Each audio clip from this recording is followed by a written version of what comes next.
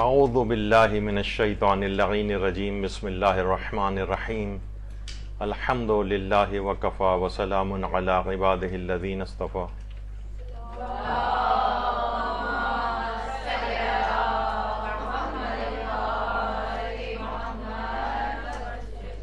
محمد و آل محمد علیہ السلام پر درود کے فضائل و فقہی احکام سے متعلق درس نمبر 4۔ اس قدر ہی عظیم عبادت ہے، اس قدر اس کے فضائل ہیں کہ آپ سوچئے کہ اللہ اور ملائکہ نہ جانے کب سے ان کے اوپر درود بھیج رہے ہیں اور مستقل بھیجتے رہیں گے۔ تو اگر یہ گفتگو 4 کے اندر مکمل نہ بھی ہو سکی تب بھی کتنے فضائل ان کے ایسے ہیں جو باقی رہ گئے ہوں گے، اور فقہی احکام آج کوشش کریں گے کہ وہ بھی کافی جتنے بھی آج موجود ہیں آج کی حد تک کی گفتگو کسی حد تک اختتام پذیر ہو جائے۔ پیغمبر اکرم صلی اللہ علیہ وآلہ وسلم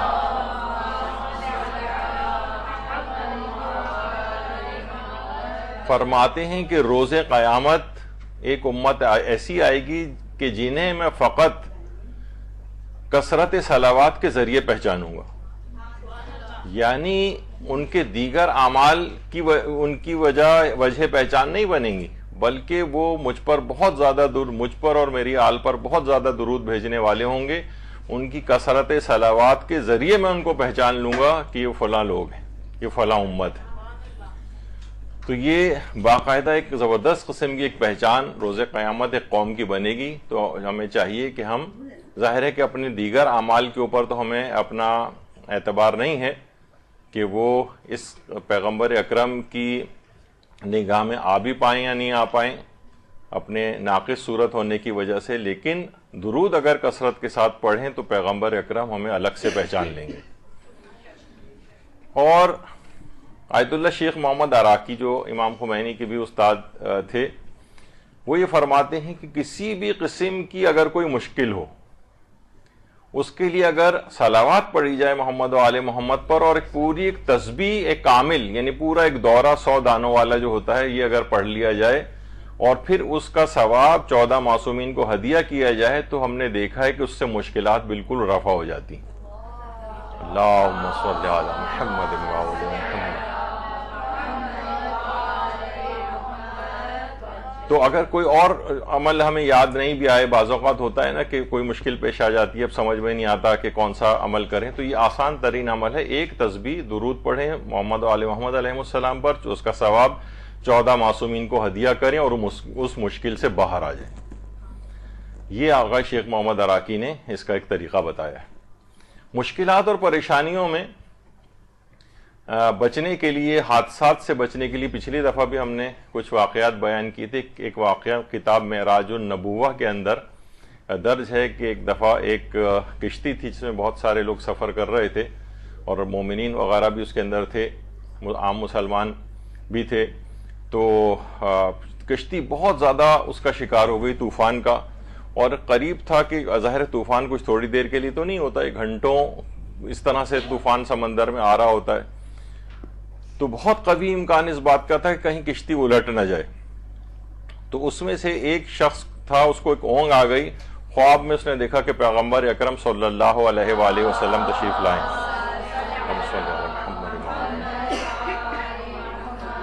اور اس سے آ کر کہا کہ اگر تم اس طوفان سے بچنا چاہتے ہو، اس حادثے سے بچنا چاہتے ہو،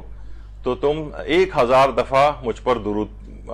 پر اور میری آل پر درود بھیجو، تم اس مشکل سے باہر آ جاؤ گے۔ یہ شخص نیند میں خواب میں اس نے دیکھا تھا، اونگ آ گئی تھی اس کو، یہ فوراً بیدار ہوا، اس نے اور جو کشتی میں سوار افراد تھے ان کو بھی یہ بات بتائی، سارے کے سارے لوگ اسی وقت درود پڑھنے لگے، اور ابھی 300 دفعہ ہی درود پڑھا تھا کہ اچانک سے طوفان بالکل تھم گیا اور انہیں سب کی جان بچ گئی۔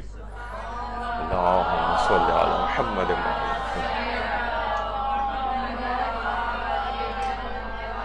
اب دیکھیں یہ سب چیزیں کیا ہیں، وہ جو میں نے پچھلی دفعہ بھی کہا تھا کہ چیزیں ہمارے یہاں ڈاکومنٹ نہیں ہوتی، کتابوں کے اندر نہیں آتی ہیں بیان، لوگ اپنے ایکسپیرینسز بیان کریں تاکہ لوگوں کو اعتقاد ان چیزوں کے اوپر بڑھے۔ ہر شخص کے پاس کچھ نہ کچھ ایسی انفارمیشن، چیزیں اور تجربات ہوتے ہیں، وہ دوسرے لوگوں تک بھی پہنچنے چاہیے تاکہ لوگ بھی اس پہ رغبت کے ساتھ عمل کر سکیں۔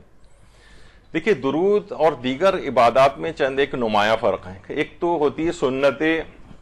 الہی اور ایک ہوتی ہے سنت نبوی. پیغمبر کی جو سنتیں تھیں اس میں واجبات بھی آتے ہیں، ان مستحبات وغیرہ بھی آتے ہیں. اچھا اب آپ دیکھیں بہت ساری ہماری عبادات ایسی ہیں کہ جس کا خاص وقت مقرر ہوتا ہے. مثلا آپ نماز یومیہ پڑھتی ہیں، آپ 1 منٹ پہلے بھی فجر کی نماز نہیں پڑھ سکتی، ظہر کی نماز 1 منٹ پہلے اور 1 منٹ بعد نہیں پڑھ سکتی وقت گزرنے کے، تو یعنی قضا ہو جائے گی، وہ گناہگار آپ ہو جائیں گے. تو کتنی ایسی چیزیں ہیں، جیسے روزے کا بھی ایک خاص وقت ہے، اس کے اندر روزہ جو ہے رکھنا ہوتا ہے. آپ رات میں روزہ نہیں رکھ سکتے، آپ جو ہے 3 بجے سے رات کے نیت نہیں کر سکتے. اصل تو اسی وقت شروع ہوگا جب طلوع فجر شروع ہوگی، اور 1 منٹ پہلے افطار آپ نہیں کر سکتے. روزے کو واجب جو عبادت کے طور پر ہے. لیکن جو درود ایک ایسی عبادت ہے جس کا کوئی خاص وقت بھی نہیں. دیکھیے حج کا بھی ایک خاص وقت ہے، حج مخصوص مہینوں کے اندر ہوتا ہے. آپ رجب میں حج نہیں کر سکتے، آپ جو ہے وہ محرم میں حج نہیں کر سکتے، دیگر مہینوں میں نہیں کر سکتے. لیکن درود ایک ایسی عبادت ہے، نہ اس کا کوئی وقت معین ہے، نہ کوئی ٹائم فریم ہے اس کا، نہ یہ کوئی قضا ہوتی ہے، ہر وقت یہ ادا رہتی ہے. بہت سی عبادات ہیں، دیکھیے ان سب کی خاص شکلیں ہیں، خاص مناسک ہیں، خاص طریقے سے ان کو کیا جاتا ہے. اگر آپ نے اس طریقے سے نہیں کیا تو آپ کی عبادت بھی قبول نہیں ہوتی بلکہ باطل شمار ہوتی ہے. جبکہ اس کا کوئی خاص الفاظ نہیں ہیں، بہت سارے الگ الگ طریقوں سے درود جو ہے وہ پڑھے جاتے ہیں. تو اس طرح سے اگر آپ دیکھیں بہت سی عبادات دیکھیے اس طرح کی ہوتی ہیں کہ وہ صرف جماعت کے ساتھ ہو سکتی ہیں. مثلا نماز جمعہ فرادہ اکیلے آدمی نہیں پڑھ سکتا ہے، جماعت کے ساتھ پڑھی جائے گی. جبکہ درود جو ہے یہ اجتماعی طور پہ بھی پڑھا جا سکتا ہے، انفرادی طور پہ بھی پڑھا جا سکتا ہے. بہت سی نمازیں ایسی ہیں، آپ کو پتہ ہے کہ واجب نمازیں یہ کھڑے ہو کر ہی پڑھی جاتی ہیں جب تک کہ انسان معذور نہ ہو. اور یہ جو درود کی عبادت ہے کھڑے بھی پڑھ سکتے ہیں، لیٹے ہوئے بھی پڑھ سکتے ہیں، بیٹھے ہوئے بھی پڑھ سکتے ہیں. جو اور عبادات ہیں یہ جناب نجاست کی حالت میں وہ نہیں ہو سکتی، بلکہ جیسے خواتین ہیں مخصوص ایام میں، اگر وہ ایسا نہیں کہ ان کے اوپر صرف معاف ہے بلکہ حرام بھی ہے. مثلا وہ نماز پڑھنا بھی چاہیں تو حرام ہوگا نماز پڑھنا. لیکن یہ ایک ایسی عبادت ہے یہ نجاست کے عالم میں بھی ہو جاتی ہے. یعنی ہر طرح سے اگر آپ دیکھیں تو خمس کو بھی اگر آپ دیکھیں، خمس جو ہے مثلا آپ یہ نہیں کر سکتے کہ بھئی جو 6 مہینے بعد مجھے تنخواہ ملے گی اس کا خمس میں ابھی سے نکال رہی ہوں، نہیں خمس نکلے گا ہی نہیں. بلکہ بیچ میں ایسی جملہ ڈال دیتا ہوں، ایک زمانے میں آپ کو پتہ ہے کہ گولڈن ہینڈ شیک ملا تھا بینکس وغیرہ کی طرف سے. شروع میں تو وہ گولڈن ہینڈ شیک کہا جاتا تھا، اس کے بعد تو آئرن کک آؤٹ ہونے لگے تھے وہاں سے، بغیر پیسے دیے ویسے ہی نکال دیے جاتے تھے لوگ. تو اس میں بھی ایک مسئلہ آتا ہے، اس میں بہت زیادہ ڈیٹیل میں نہیں جا رہا. لوگ جب وہ ہوں تو اپنے مرضے کے مطابق اس کا مزید تفصیلات دریافت کر لیں. یعنی تو لوگوں نے کیا کیا کہ مثلا بہت سے لوگوں کو اچھی بڑی بڑی رقمیں ملی تھیں، 1 کروڑ روپے بھی ملے تھے، کسی کو 50 لاکھ ملے تھے، 75 لاکھ ملے تھے. انہوں نے کہا بھائی بعد میں بھی تو ہمیں خمس نکالنا ہی ہوگا نا. گورنمنٹ نے ڈائریکٹ ان کے اکاؤنٹ میں پیسے ڈال دیے، تو جب تک کہ ٹرانزیکشن قبضہ نہ ہو اس مال کے اوپر تب تک وہ آپ کا مال بھی نہیں بنتا ہے. اس کی ایک بڑا زبردست اس کا پیچھے ایک مسئلہ ہے، اس میں تفصیل میں ابھی نہیں جا رہا. لیکن بہرحال بہت سے لوگوں نے کیا کہ 1 کروڑ ملا، 20 لاکھ خمس نکال دیا. تو معلوم یہ چلا کہ ابھی انہوں نے اس پہ کوئی قبضہ لیا ہی نہیں تھا. اب وہ خمس نکال بھی دیا تو خمس بھی نکل گیا، اور خمس اب دوبارہ بھی واجب ہو جائے گا. جو ان کے پاس مثلا 80 لاکھ بچ گئے، جب اس دن جس دن سے ان کا قبضہ شروع ہوگا اس دن سے اس کی کاؤنٹنگ شروع ہوگی، اور جب 1 سال پورا ہو جائے گا یا ان کی تاریخ خمس آئے گی تو ان کو پھر دوبارہ نکالنا پڑے گا. تو لوگ بہت ہکا بکا پریشان ہو گئے کہ وہ خمس نکلا ہوا بھی ان کا خمس شمار نہیں ہوا، اور وہ چلا بھی گیا، تقسیم بھی کر دیا، ادھر ادھر سادات میں بھی بانٹ دیا انہوں نے. تو کچھ عبادتیں دیکھیے ایسی ہیں جن کا بھی وقت مقرر ہوتا ہے، وہ وقت نہ آیا ہو تو وہ اگر نکال بھی دیا جائے ایسے تو اس سے وہ یہی شمار ہوگا کہ آپ نے خمس نہیں نکالا ہے اور دوبارہ نکالنا پڑے گا. لیکن درود میں ایسی کوئی شرط نہیں. درود ہر طریقے سے کوئی شرط نہیں ہے، ہر وقت ہر جگہ. بہت سی نمازیں آپ دیکھیے کہ وہ آپ آہستہ آواز میں پڑھنی ہوتی ہیں، کچھ بلند آواز سے بھی پڑھنے کی اجازت ہے. یہ ایک ایسی عبادت ہے اس میں ہر طرح کی اجازت ہے. آپ آہستہ پڑھیں، بلند آواز سے پڑھیں، خاموشی سے پڑھیں، نجاست کے حالت میں ہوں، پاکی کے حالت میں ہوں، دن میں رات میں، یعنی کوئی شرط کے بغیر ہے. درود ایک ایسی عبادت ہے جو کیونکہ سنت الہی اس کو شمار کیا جاتا ہے نا، اللہ اور ملائکہ درود بھیج رہے ہیں، تو اس کے لیے تمام قسم کی ہر قسم کی شرط و شروط سے یہ پاک ہے اور ہر وقت جو ہے نا اس کو ادا کیا جا سکتا ہے۔ اچھا، اسی طریقے سے دیکھیں درود ایک مستقل اگر روزانہ کثرت کے ساتھ پڑھا جائے تو علماء فرماتے ہیں اس کا ایک فائدہ بھی ہوتا ہے۔ دیکھیے بعض اوقات ہوتا ہے نا کہ اگر انسان کثرت کے ساتھ درود پڑھے تو ممکن ہے کہ رسول اللہ جو ہیں وہ ان کی مسلسل نظر عنایت ہونے لگتی ہے، اور مثلا آپ کو بھی اگر کوئی شخص روزانہ دعائیہ کلمات کہے، ایک دفعہ کہے، 2 دفعہ کہے، آپ اس سے اگر کچھ ناراض بھی ہیں تو تھوڑے دن میں آپ کی ناراضگی بھی دور ہو جائے گی، پھر آپ اس پر نگاہ التفات بھی ڈالیں گی۔ رسول اللہ کے متعلق بھی کہا جاتا ہے کہ ممکن ہے کہ درود کثرت سے بھیجا جائے، اگر وہ ناراض بھی ہیں تو راضی ہونے لگیں گے، ان کی نگاہ التفات بڑھنے لگے گی، اور ممکن ہے مسکراہٹ بھی آپ کا درود سن کے ان کے آ جائے کرے جب ان تک پیغام پہنچایا جاتا ہے کہ فلاں نے آپ کو، اور اگر کافی دن گزر جائیں اور تو ممکن ہے کہ وہ اس کا انتظار بھی کرتے ہوں کہ فلاں میرا ماننے والا ہے، اس کا درود اب تک مجھ تک کیوں نہیں پہنچا۔ ممکن ہے فرشتوں سے دریافت بھی کرتے ہوں کیا بات ہے، وہ فلاں جو بہت کثرت سے درود بھیجتا تھا آج کل اس کے درود نہیں آ رہے ہیں ہمارے پاس، تو فرشتے ممکن ہے کہیں۔ علماء نے مختلف چیزیں بیان کی ہیں کہ یا رسول اللہ وہ تو بیمار ہے آج کل اس وجہ سے نہیں بھیج رہا ہے، پھر یہ سن کر رسول اللہ اس کے لیے مثلا شفا کی دعا کریں، اور مثلا اگر فرشتے یہ کہیں کہ یا رسول اللہ وہ تو انتقال کر گئے اس وجہ سے اب درود نہیں آپ تک آ رہا ہے، تو رسول اللہ اس کے لیے مغفرت کی دعا کریں۔ یعنی روزانہ اگر درود واقعتاً مستقل کثرت کے ساتھ پڑھے تو یہ ایک عام آدمی کی بھی سائیکی کہ روزانہ اس کے لیے اگر آپ دعا کریں اور اس کو یہ علم میں بات آئے تو وہ اس کا قلبی رجحان آپ کی طرف بڑھتا چلا جاتا ہے، تو رسول اللہ آپ کی طرف ویسے ہی متوجہ ہوتے چلے جاتے ہیں، اور رسول اللہ کی اگر نگاہ التفات آ جائے تو پھر آپ کو پتہ ہے کہ انسان کا بیڑا پار ہو جاتا ہے۔ اچھا، درود دیکھیے ہمیشہ اخلاص کے ساتھ پڑھا جاتا ہے۔ دعائیں اس کے ذریعے کیوں ہماری قبول ہو جاتی ہیں؟ کیونکہ دیکھیے فرشتے اور اللہ جو ہیں آپ کوئی نئی چیز نہیں کر رہے ہیں، اللہ درود اور ملائکہ درود مستقل جو ہے رسول اللہ کے اوپر بھیج رہے ہیں اور ان کی آل پر، اور وہ تو مستقل بھیج رہے ہیں، تو اگر ہم یہ درود پڑھیں نہ پڑھیں اس سے ان پہ کیا فرق پڑنا ہے؟ لیکن اللہ یہ کہتا ہے کہ دیکھو یعنی اس کی دعائیں ہم کیوں قبول کر رہے ہیں درود کے نتیجے میں، کہ یہ شخص جو ہے یہ کمال اخلاص کے ساتھ پڑھ رہا ہے۔ اس درود کی دعا کے اندر کہیں پہ بھی مثلا رزق نہیں مانگ رہا ہے اپنے لیے، درود کی جو دعا ہے اللہم صلی علی محمد و آل محمد، اس میں کوئی بیماری سے بچنے کے لیے آپ کچھ نہیں مانگ رہے ہیں، اپنی اولاد کے لیے کچھ نہیں مانگ رہے ہیں، کمال اخلاص کے ساتھ اپنی تمام دنیاوی حاجتوں کو ایک طرف کرتے ہوئے آپ ان کے لیے ایک دعا کر رہے ہوتے ہیں اللہم صلی علی محمد و آل محمد۔ تو پروردگار کہتا ہے کہ جب اس نے اپنی کوئی بھی حاجت اس کے اندر نہیں رکھی ہے اور صرف رسول اللہ کے لیے یہ جو ہے اور ان کی آل پر درود بھیج رہا ہے، تو ہم اب پروردگار عالم کی شان یہ ہے کہ وہ آپ کی ضمن میں جتنی بھی دعائیں وہ ویسے ہی قبول کر لیتا ہے۔ تو درود کے اندر ایک کمال اخلاص ہے، اس میں آپ نے بہت ساری چیزیں لگا کے نہیں رکھی ہوئی کہ مثلا کتنے مجالس کے اندر درود پڑھتی ہیں، کہیں پہ بھی آپ کی نیت اپنی دنیاوی حاجات وغیرہ کے لیے نہیں ہوتی، کمال اخلاص کے ساتھ بس ان کی عظمت کے تحت ان کے لیے ایک دعائیہ کلمے کے طور پر اس کو پڑھا جاتا ہے۔ تو اس بنا پر پروردگار آپ کی ان دعاؤں کو قبول بھی کر لیتا ہے۔ جب یہ کہا جاتا ہے کہ دیکھیے ہم جتنی بھی دعائیں اللہ سے مانگتے ہیں وہ ساری ظنی القبول ہوتی ہیں، پتہ نہیں امید ہے کہ وہ اللہ قبول کرے گا لیکن ہمیں یقین نہیں ہوتا، ان کو اگر قطعی القبول بنانا ہے آپ نے 100% ہماری جو ہے وہ دعائیں قبول ہو جائیں، تو جب بھی روایات کے اندر یہ بات آئی ہے کہ دعاؤں کے اول و آخر کے اندر درود کو رکھا جائے اور درمیان کے اندر دعا کو رکھا جائے، تو اللہ کی ذات اس بات سے بہت کہیں کریم ہے کہ وہ دعا کے اول و آخر کو تو قبول کر ہی رہا ہے، وہ درمیان دعا کو رد کر دے۔ وہ کہے کہ یہ کریم کی شان سے بعید ہے، کیونکہ دیکھیے دعا تو وہ اس کو صلوات تو آپ کی قبول کرنی ہی کرنی، وہ کیونکہ آپ نے دعا کے اول و آخر کے اندر لگا دی، اب یہ قطعی القبول کے اندر چلی جائے گی، ظنی القبول کو آپ نے قطعی القبول بنا دیا۔ تو یہ اس طرح سے ہے کہ آپ اس کو 100% اب آپ کو اطمینان ہو جاتا ہے کہ میں نے ایک ایسی چیز کہ پروردگار کی ذات بہت کریم ہے اس بات سے کہ بعید ہے اس سے کہ وہ اول و آخر کو تو قبول کر رہا ہے لیکن درمیانے دعا کو رد کر دے، یہ ممکن نہیں ہے۔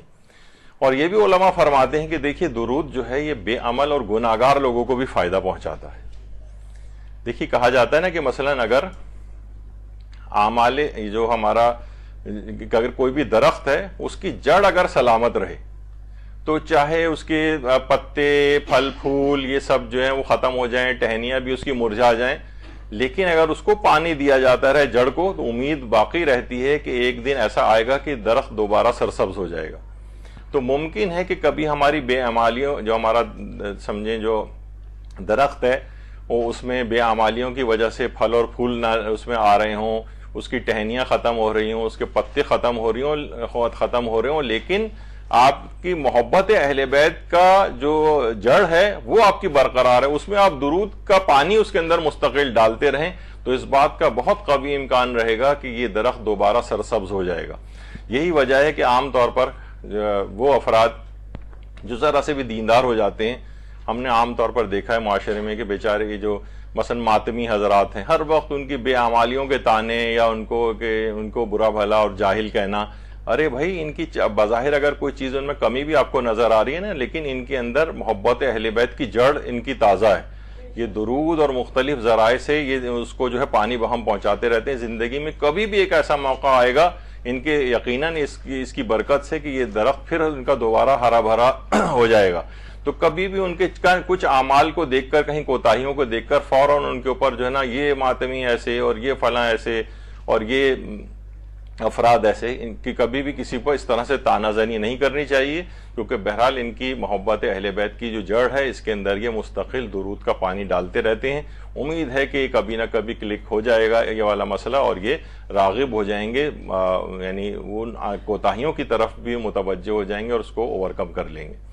تو درود جو ہے بے عمل اور گناہ گار کو بھی فائدہ پہنچاتا ہے۔ ایسا نہیں ہے کہ مثلا اس کی وجہ سے کہیں گے کیا کثرت سے ایسا درود تم پڑھ رہے ہو، کیا فائدہ اس کا ہے جب تمہارا عمل ایسا ہے۔ نہیں، اس قسم کے تانے ان افراد کو نہیں دینے چاہیے۔ اور یہی وجہ ہے کہ ہمارے امام حسن علیہ الصلوۃ والسلام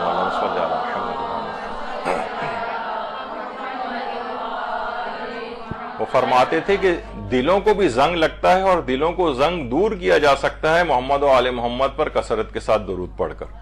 دلوں کے اوپر زنگ کثرت درود کے ذریعے ہٹایا جا سکتا ہے، اور یہ اگر ایک دفعہ بھی زنگ لگ جائے نا تو یہ موت کو بھی بھلا دیتا ہے، یعنی دل کے اوپر جو زنگ چڑھ جاتا ہے۔ اور یہاں پہ بھی روایتوں میں آیا، پیغمبر فرماتے ہیں کہ انسان کے دل میں بھی زنگ لگتا ہے۔ جب پوچھا گیا کہ اس کی صفائی کیسے ممکن ہے تو پیغمبر نے فرمایا کہ دل کے زنگ کی صفائی موت کو یاد کرنے سے اور کثرت سے تلاوت قرآن کرنے سے ہوتی، یعنی یہ سیقل ہوتا ہے دل آپ کا ان کے ذریعے۔ اور قرآن کی لیکن تلاوت کیا ہے، اسے جلا بخشتی ہے، اس کے اوپر سے اس زنگ کو ہٹاتی چلی جاتی ہے۔ اور ایک اور طریقہ بھی ہے، پیغمبر نے فرمایا کہ آپس میں مذاکرات کیا کرو، ملاقات رکھو، ایک دوسرے سے حدیث بیان کرو، کیونکہ حدیث دلوں کو جلا بخشتی ہے۔ بے شک دلوں پر بھی ایسے ہی زنگ چڑھ جاتا ہے جیسے تلوار پر، حدیث ہی دلوں کے زنگ کو دور کرتی ہے۔ اور یہی جب ہی کہا گیا کہ کثرت درود بھی اسی طریقے سے دلوں کے زنگ کو دور کرتا ہے۔ یہی وجہ ہے کہ مدرسۃ القائم کی ایک مطبوعہ کتاب بھی، اس کا نام بھی ہم نے یہی رکھا ہے کہ دل کے زنگ کو دور کیجئے، جس میں وہ تمام تصاویر کے ساتھ ان اہم ترین احادیث کو بیان کیا گیا۔ یہ گھروں کے اندر رکھنی چاہیے، ایک ڈرائنگ روم میں رکھنی چاہیے۔ لوگ آتے ہیں، میگزینس رکھے ہوتے ہیں میز کے اوپر، اکثر ایسی فوش بے حجاب عورتوں کی اس کے اندر تصویریں، فضولیات، اس طرح کی چیزیں جو ہے وہ رکھی جاتی ہیں۔ یہ وہاں ڈرائنگ روم میں رکھنا چاہیے اس طرح کی کہ جس کے اندر وہ لوگ آئیں، مہمان اٹھا کے کھول کے ذرا سی بھی ورق گردانی پڑھیں۔ کیا پتا کہ بعض اوقات لوگوں میں بتاتے ہیں کہ صرف ایک ایک حدیث پڑھ کر ہی ان کی زندگیاں بدل گئیں، کہ جناب وہ فلاں، لوگ بتاتے ہیں وہ فلاں آپ نے ایک دفعہ ایک پوسٹ لگائی تھی حج کی اہمیت پہ، ایک صاحب نے خود ہم سے کہا کہ وہ جب سے میں نے اس کو پڑھا ہے میں حج پر جاتا ہی نہیں تھا، جب سے وہ حدیث پڑھی مثلا وہ یہودی مرے یا نصرانی مرے ہم اس کی پرواہ نہیں جو بھی، تو وہ کہہ رہے ہیں کہ اس کے بعد سے لے کر 14-15 کے قریب وہ حج کر چکے ہیں۔ تو آپ کو بعض اوقات دیکھیے پتہ بھی نہیں ہوتا ہے کہ کس بات کا کیا اس کا اثر اور نتیجہ نکلے گا، بات کہاں کتنی دور تک جائے گی۔ تو دلوں کے زنگ کو دور کثرت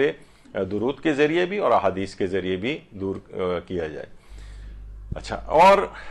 رجب علی خیاط جن کا پچھلی دفعہ بھی ہمارا تذکرہ ہوا تھا، وہ یہ فرماتے تھے کہ اگر مداومت کی جائے ذکر کے اوپر، یعنی درود صلوات کے اوپر، اور 1000 مرتبہ یہ صلوات پڑھی جائے روزانہ، اور کم سے کم 40 راتوں تک اس کو پڑھا جائے، تو یہ تجربہ ہوا ہے اس بات کا کہ اس سے پروردگار کی محبت دل کے اندر پیدا ہو جاتی۔ کیونکہ ایک دفعہ بھی اگر پروردگار کی محبت دل کے اندر پیدا ہو جائے تو بس اس کے بعد پھر گناہ خود بخود اس سے چھوٹتے چلے جاتے ہیں، اطاعتیں اس کے پیچھے آتی چلی جاتی ہیں. یعنی فرماتے ہیں کم سے کم 40 روز تک اگر 1000 دفعہ روزانہ اگر درود کو پڑھا جائے تو نوٹ کیا گیا کہ اس سے اللہ کی محبت دل میں شدید ہو جاتی ہے. تو یہ اس کو کثرت سے اس طرح سے جو ہے پڑھا جائے. آیت اللہ بہجت کے متعلق یہ بات کہی جاتی ہے کہ وہ ویسے تو ہمارے سارے علماء، فقہا، مجتہدین وغیرہ وہ عبادات کے اندر بہت رغبت رکھتے ہیں اور اپنے ایک دن کے خاص اوقات عبادات کے اندر بھی گزارتے ہیں، لیکن آیت اللہ بہجت ان میں ذرا ایک نمایاں سا ایک نام جن کے متعلق زیادہ چیزیں ڈاکومنٹ ہو گئی ہیں، تو وہ کثرت کے ساتھ صلوات خاص طور پر، لیکن کہا جاتا ہے دعائیں، اذکار، زیارات اس کو اور تعقیبات اس کو بہت کثرت کے ساتھ انجام دینے والے تھے، جس میں خاص طور پر درود کی کثرت بہت زیادہ ہوتی تھی. آج بہت سارے ان کے اقوال سے درود سے متعلق بھی آپ کی خدمت میں پیش کیے جائیں گے کہ آغا بہجت کس طرح سے یہ چیزیں لوگوں کو بتاتے تھے. ان سے ایک دفعہ کسی نے پوچھا کہ آخر حضرت حجت سے ملاقات کا طریقہ کار کیا ہے؟ اللہم صلی علی محمد وعلی محمد. تو انہوں نے فرمایا کہ حضرت حجت کی اگر کسی شخص کو زیارت کرنی ہے تو وہ 3 اعمال کو انجام دے. ان میں ایک تو ہے کہ وہ حضرت حجت کے ظہور کی دعا کرے، اللہم عجل لولیک الفرج. کم سے کم اتنا بھی وہ اپنے نمازوں کے قنوت کے اندر اس کو ایڈ کر لے، اور کوئی قنوت ایسا نہ ہو جو اس کے بعد آپ چاہیں دعا پڑھیں، لیکن اللہم عجل لولیک الفرج والی دعا یہ تو ضرور. تو پہلی چیز تو فرماتے ہیں کہ آپ جتنا تعجیل فرج کی دعا کریں گے اتنا ہی زیادہ امکان بڑھے گا کہ جو امام کے لیے آپ دعا کر رہے ہیں ان کے ظہور کے لیے، تو امام اتنے ہی متوجہ ہوں گے، آپ سے ملاقات کا چانس بڑھتا چلا جائے گا. دوسرا فرماتے تھے کہ مشتاقان زیارت حضرت حجت کو نمازوں کے لیے مسجد جمکران میں زیادہ حاضر ہونا چاہیے. یہ بھی کہتے تھے اگر واقعی آپ کو زیارت کرنی ہے تو بہت ایسے واقعات ہیں کہ حضرت حجت کی لوگوں سے جو ہے وہ اس انداز سے ملاقاتیں ہوئی ہیں، تو انہوں نے فرمایا کہ نمازوں کے لیے خاص طور پر وہاں مسجد جمکران میں حاضری.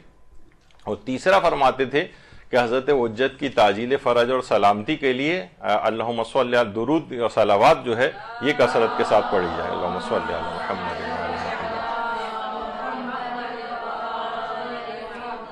یعنی تعجیل فرج کی دعائیں کریں اور مسجد جمکران میں نمازوں کے لیے زیادہ حاضر ہوں، اور امام زمانہ علیہ السلام کے لیے ان کی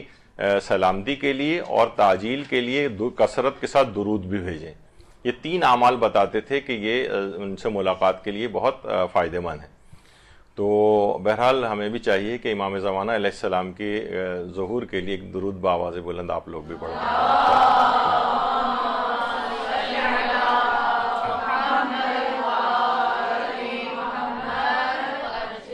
تو یہی باتیں لوگ آ کے جب کہتے تھے کہ ہم بہت مشتاق ہیں حضرت حجت کی زیارت کے لیے، کیا کریں؟ تو آغا بہجت یہی تینوں اعمال اس کو بتایا کرتے تھے.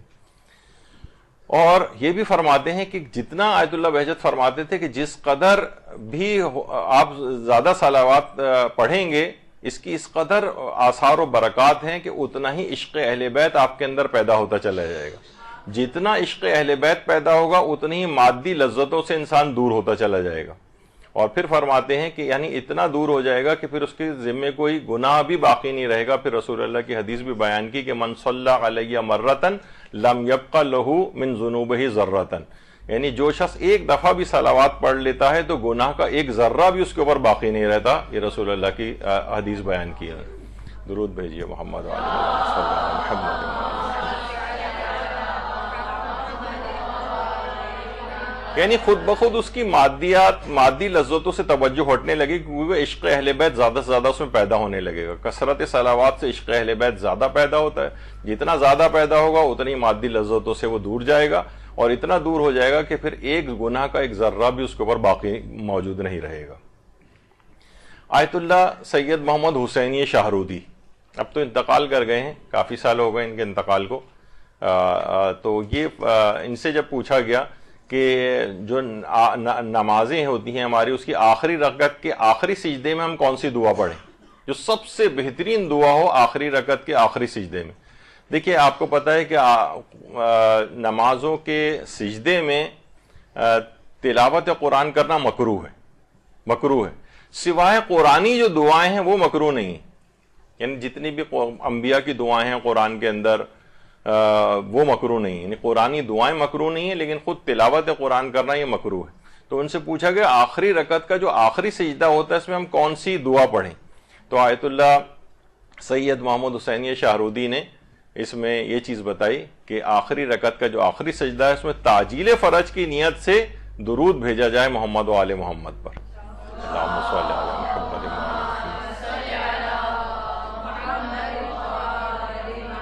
یہ سب سے بہترین دعا ہے،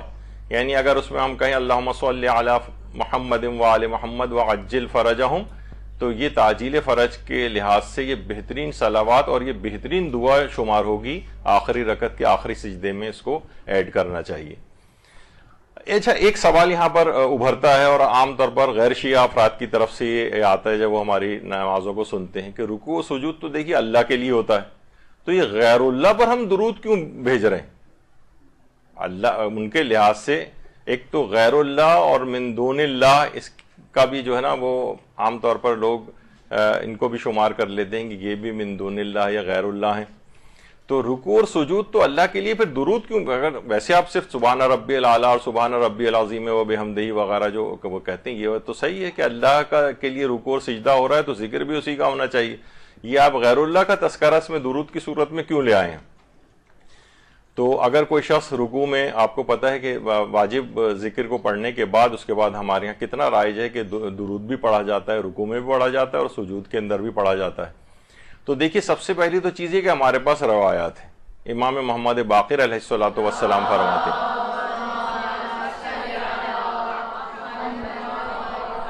کہ جو شخص بھی اپنے رکوع اور سجود اور قیام میں اللہم صلی علی محمد و آل محمد کہے تو اللہ اس کے لیے رکوع اور سجود اور قیام جتنا ہی ثواب اس صلوات کے عوض میں بھی عطا کرے گا، یعنی جو آلریڈی ثواب ہے اتنا ہی ایک اور ثواب اس کو اور ڈبل کر کے جو ہے وہ دیا جائے گا۔ اچھا، رکوع میں اور سجود میں تو ہے، لیکن قیام کون سا ہے؟ تو دیکھیے قنوت جو ہے وہ قیام کی حالت میں پڑھا جاتا ہے، تو رکوع اور سجود میں بھی درود اور قیام کی حالت میں بھی درود اگر کوئی شخص پڑھے تو اللہ اس کے لیے رکوع اور سجود اور قیام جتنا ہی ثواب اس صلوات کے عوض اس کو عطا کر دے گا۔ تو ہمارے پاس تو یہ روایات بھی ہیں۔ اچھا،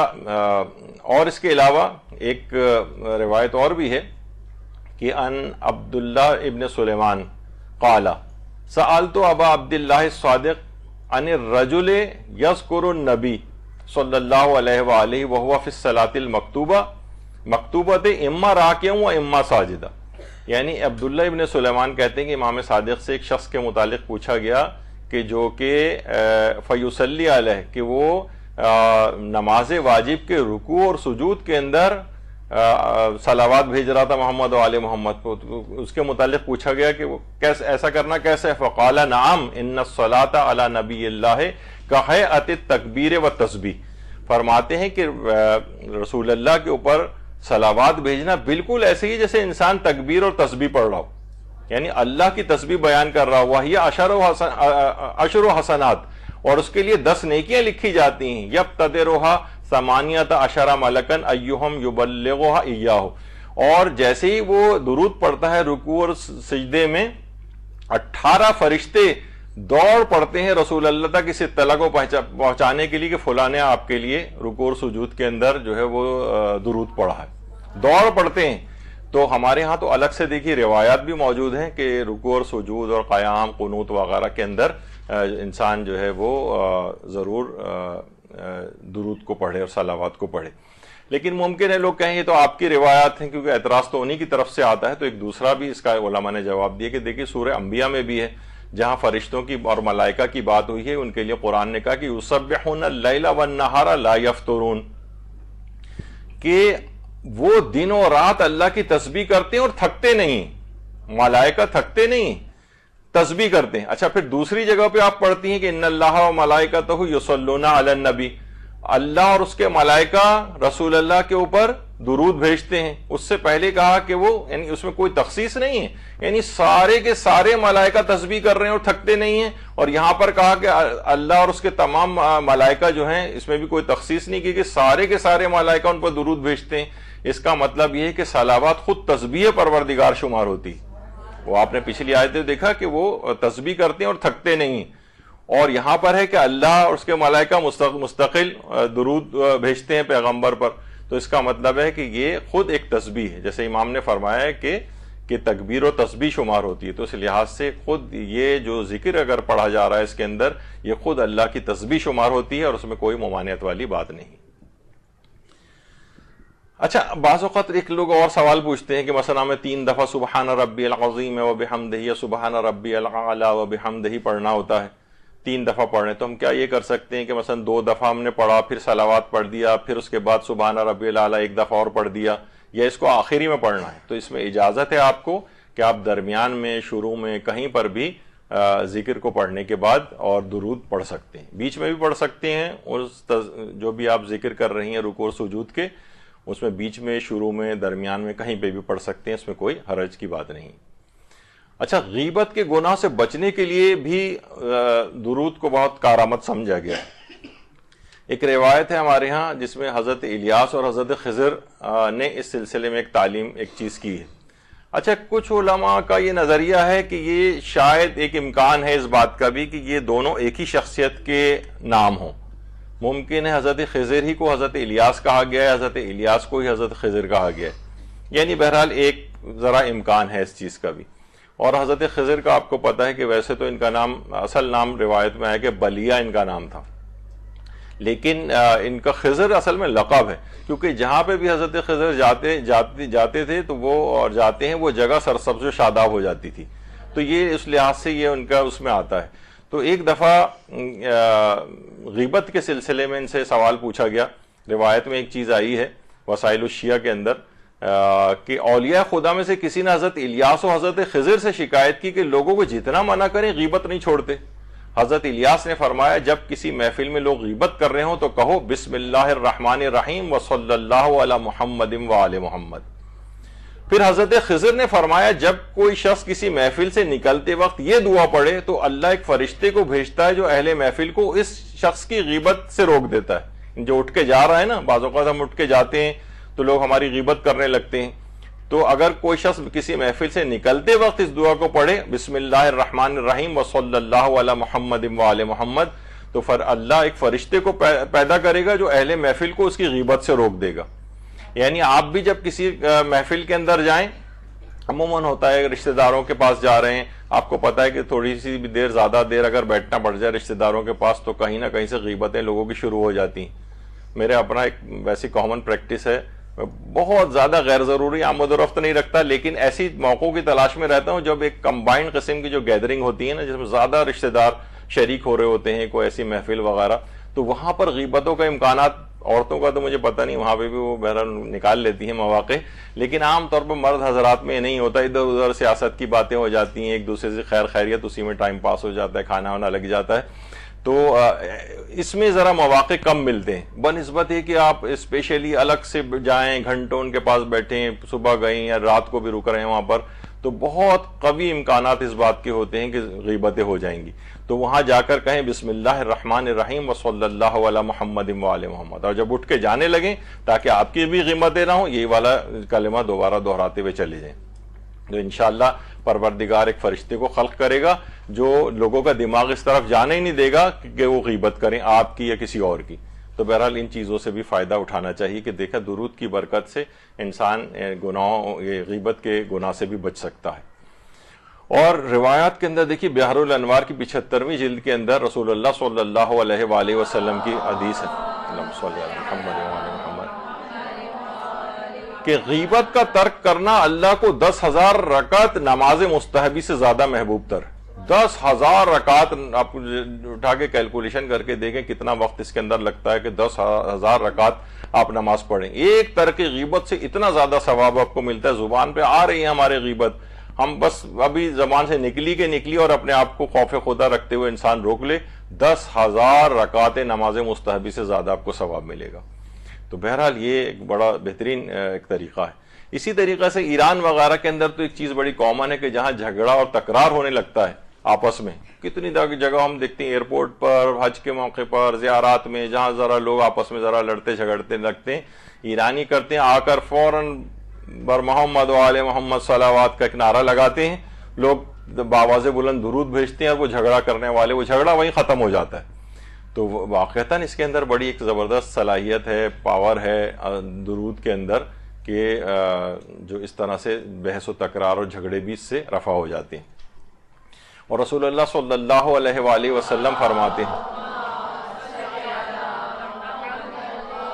کہ اے امت محمد صلی اللہ علیہ وآلہ وسلم، جب تم مصائب و آلام میں گرفتار ہو جاؤ تو محمد و آل محمد کو یاد کرو، تاکہ خدا ان کی برکت سے ان کے فرشتوں کی جو تم پر موکل ہیں شیطانوں کے مقابلے میں تمہاری مدد فرمائیں۔ تو یہ بہت اہم ہے کہ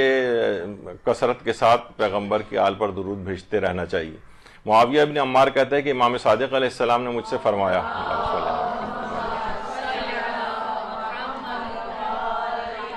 کہ معاویہ کہ تمہیں معلوم نہیں کہ مرد امیر المومنین علی علیہ السلام کی خدمت میں آیا اور اپنی دعا کے قبول ہونے میں دیر ہونے کی شکایت کی؟ تو حضرت امیر نے اس سے فرمایا کہ تم نے دعائے سریع الاجابت نہیں پڑھی؟ اس نے جواب دیا یہ کون سی دعا ہے یعنی فوراً قبول ہونے والی؟ حضرت نے فرمایا کہو اور خدایا میں تیری طرف محمد اور ان کے اہل بیت کے حق کا واسطہ لے کر آیا ہوں، خدایا آپ کو اور آپ کے محمد و آل محمد کا واسطہ دیتا ہوں کہ محمد و آل محمد پر صلوات بھیج اور میری فلاں فلاں حاجت کو قبول فرما۔ یہ جملے جب تم کہو گے تو فوراً دعائے سریع الاجابہ ہے، فوراً تمہاری دعا قبول ہو جائے گی۔ یعنی اس نے کہا تھا نا آخر کی دعا میں جو ہے مجھے تاخیر ہو جاتی ہے قبولیت میں، تو کہا کہ یہ تیز رفتاری کے ساتھ دعا تم اس انداز سے کیوں نہیں پڑھتے ہو؟ تو یہ بھی رائج رکھنی چاہیے اپنی دعاؤں میں۔ اور یہ بھی چھٹے امام نے فرمایا کہ تمہیں ایسی چیز نہ بتاؤں جس کے سبب تم جہنم کی آگ سے بچ جاؤ۔ راوی نے کہا کہ کیوں نہیں آپ بتائیے؟ آپ نے فرمایا فجر کے بعد کہو اے میرے اللہ صلوات و سلام بھیج محمد و آل محمد پر، اور اس بات کو 100 دفعہ کہو، اس کے ذریعے سے اللہ تم کو جہنم کی گرمی سے بچا لے گا۔ تو یہ بہت بہترین، اللہم صلی علی محمد، یعنی اگر کسی کے پاس اس کا موقع ہو تو نماز فجر کے بعد 100 مرتبہ درود اگر پڑھے تو وہ جہنم کی آگ سے محفوظ ہو جائے گا۔ اور جو شب جمعہ اور روز جمعہ کے متعلق کہا جاتا ہے 100 مرتبہ صلوات بھیجے گا، خدا ایک فرشتے کو خلق کرے گا جو ہمیشہ اس کے ساتھ رہے گا، حتیٰ کہ قبر میں بھی ایک دوست کی طرح سے اس کی رہنمائی کرے گا۔ یعنی شب جمعہ اور روز جمعہ یہ اپنے پاس ایک دفعہ میں نے بہت پہلے بیان کیا تھا، اور ہمارا ایک ارادہ بھی ہوا تھا ایک کیلنڈر بنانے کا، روزانہ کے اعتبار سے کون کون سی چیزیں ایسی ہیں جو ہمیں اعمال انجام دینے چاہیے جو بہت فائدے مند ہیں۔ وہ اتنا پورا نہیں ہو سکا وہ، لیکن بہرحال کوئی انسان اپنے پاس ہی کوئی ڈائری کیلنڈر کے اوپر مارک کر کے رکھ لے کہ روزانہ دیکھ لیا کرے کہ مجھے آج کیا کرنا ہے، شب جمعہ کون سے اعمال انجام دینے ہیں، جو روز جمعہ کیا کرنے ہیں، چھوٹا چھوٹا سائڈ میں لکھ لے تاکہ اسے یاد رہے۔ تو روز جمعہ اور شب جمعہ 100 مرتبہ درود کی بھی تاکید آئی۔ اچھا، ایک چیز لوگ پوچھتے ہیں کہ کیا درود میں ایسا اضافہ کیا جا سکتا ہے کہ اللہم صلی علی محمد وآل محمد وعجل فرجہم وسہل مخرجہم والعن اعداءہم؟ تو جی ہاں، یہ اضافہ بھی کیا جا سکتا ہے۔ لوگ عام طور پر اعتراض کرنے لگے ہیں کہ یہ درود میں اس قسم کے اضافے کیوں کیے جا رہے ہیں، حالانکہ یہ روایات کے اندر بھی یہ چیزیں بیان ہوئی ہیں۔ ہمارے چھٹی امام جعفر صادق علیہ السلام اللہم صلی علی محمد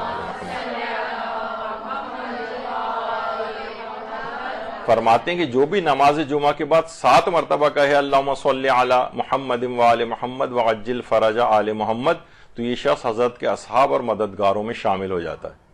بہت سے لوگ اس کو کہنے لگے ہیں کہ یہ نئے نئے درود آنے لگے ہیں، وعجل فرجہم نہیں کہنا چاہیے، یعنی اس کے مخالفین بھی پیدا ہو گئے۔ تو ان کو آپ بتائیں کہ باقاعدہ یہ آیت اللہ سید مرتضی مجتہدی سیستانی نے صحیفہ مہدویہ جو کتاب لکھی ہے اس کے اندر بھی اس کو درود کو جو ہے وہ بیان کیا ہے۔ اور یہ بھی مفاتیح الجنان کے اندر بھی کہ روز جمعہ جو یہ صلوات بھیجے اللہم صلی علی محمد وآل محمد وعجل فرجہم 100 مرتبہ پڑھے تو اللہ اس کی 60 حاجات کو قبول کرے گا، 30 حاجات دنیا کے سلسلے میں اور 30 حاجات آخرت کے سلسلے میں اس کی بر آئیں گی۔ تو یہ وعجل فرجہم کے ساتھ جو اضافہ ہے یہ بالکل کیا جا سکتا ہے، ولن آداہم یہ بھی اس کے ساتھ اضافہ ہو سکتا ہے۔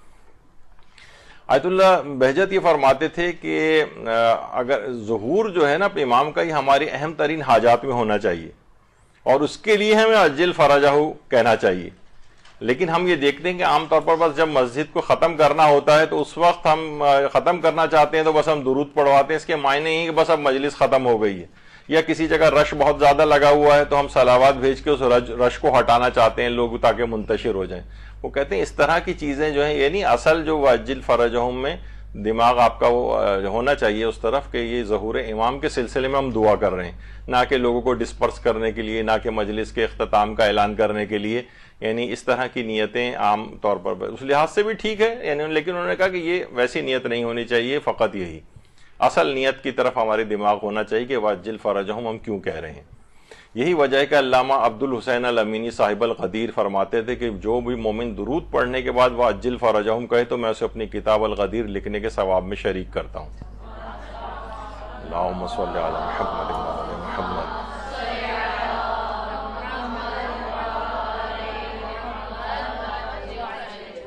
اور جو انہوں نے کتاب لکھی تھی وہ کتاب جس میں ثواب میں شریک کر رہے ہیں، علامہ امینی نے 11 جلدیں لکھی ہیں، اس میں 40 سال کا انہیں عرصہ لگا ہے، روزانہ 17 گھنٹے مطالعہ کرتے تھے، خود فرماتے تھے اس کتاب کی تالیف میں نے 10,000 کتابوں کو پہلے صفحے سے آخری صفحے تک پڑھا ہے، اور اس تحقیق میں تقریباً 1,00,000 کتابوں کی طرف رجوع کیا ہے، تو وہ 11 اور اس کے ثواب میں وہ آپ کو شریک کر رہے ہیں اگر وعجل فرجہم میں آپ کہتی ہیں درود کے ساتھ۔ اللہم صلی علی محمد۔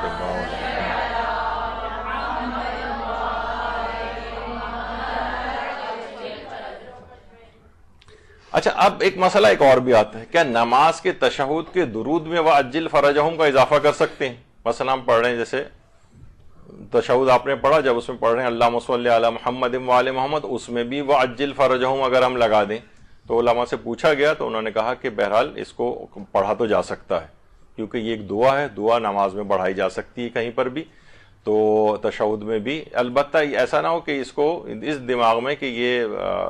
الگ سے یہ کہا نہیں گیا ہے، حکم نہیں دیا گیا ہے کہ آپ تشہد کے واجب جز کے طور پر اس کا اضافہ کریں۔ آغا سیستانی نے کہا کہ البتہ وَتَقَبَّلْ شَفَاعَتَهُ وَارْفَعْ دَرَجَتَهُ وغیرہ والی جو دعا جو باقاعدہ مسنون ہے، جو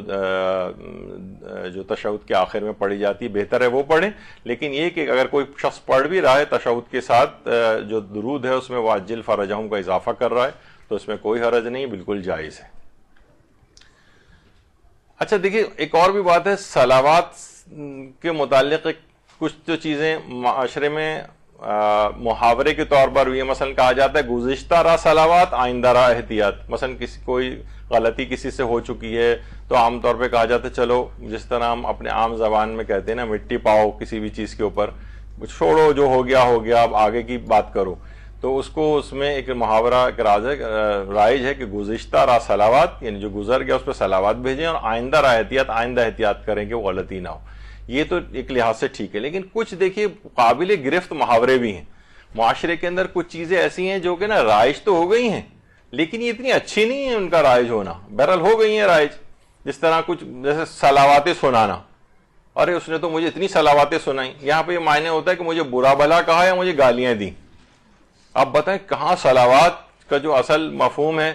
اور وہاں کہاں اس کو صلوات سنانا بالکل اس کے برخلاف معنوں میں استعمال، اگرچہ محاورے میں تن استعمال ہو رہا ہے لیکن یہ کچھ کہا جاتا ہے کچھ قابل گرفت محاورے بھی ہوتے ہیں،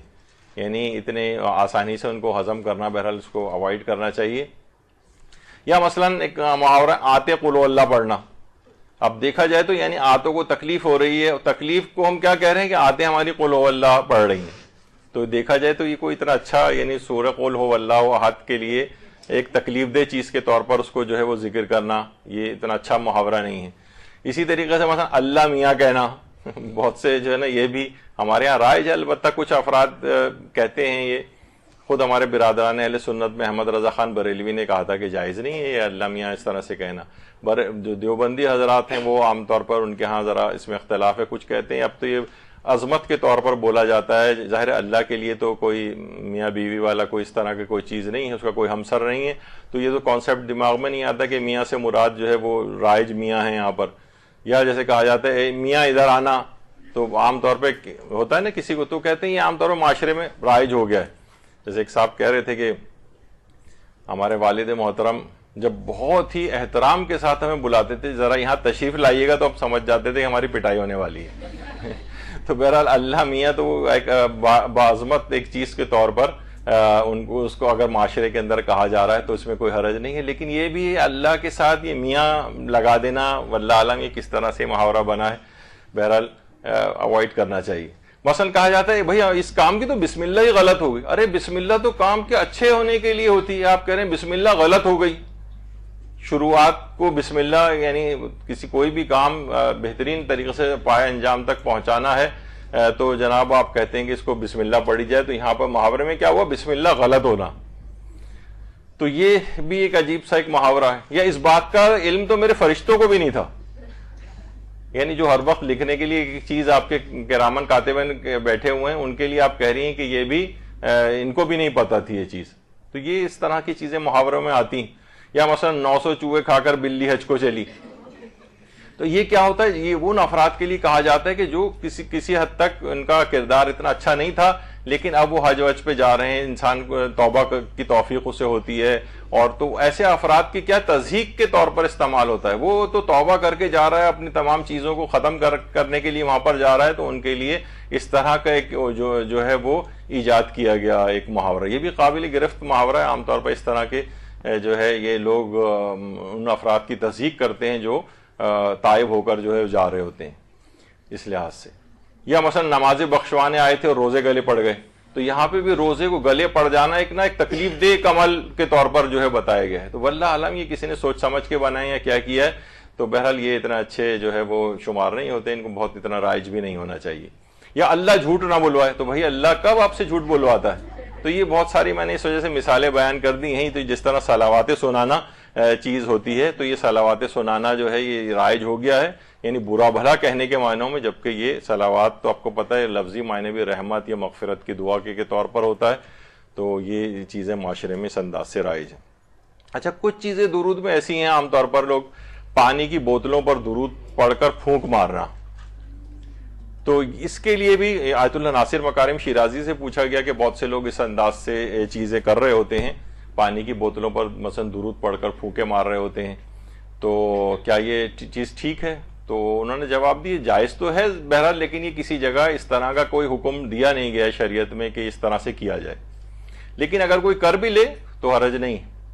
اور میرے پاس ایک مریض، شاید میں نے پہلے آپ میں سے کسی کو واقعہ سنایا تھا کہ آئے تھے جناب، وہ فالج ہو گیا تھا ان کے ابا کو. اب مسئلہ یہ تھا کہ فالج کا علاج کرنے والے ایک بابا ہیں جو کہ وہ ادھر پہاڑی علاقوں کے اندر جو کسی جگہ پہ بہت 5000 فٹ یا 10,000 فٹ کی بلندی پر کہیں ان کا وہ ہے، اور وہ خود بابا بھی اس قابل نہیں کہ وہ یہاں آ سکیں، اور یہ بھی مریض اس قابل نہیں ہے وہاں جا سکے، لیکن ان کو پھونک مارنی ہوتی. تو اس کا پھر حل یہ نکالا گیا کہ انہوں نے کہا کہ اچھا غبارے لے کر آؤ، اس میں پھونک انہوں نے بھری، اس کو بند کیا، اور پھر نیچے لا کر مریض کے منہ پہ وہ غبارے کی کھول کے ان کی پھونک چھوڑی گئی.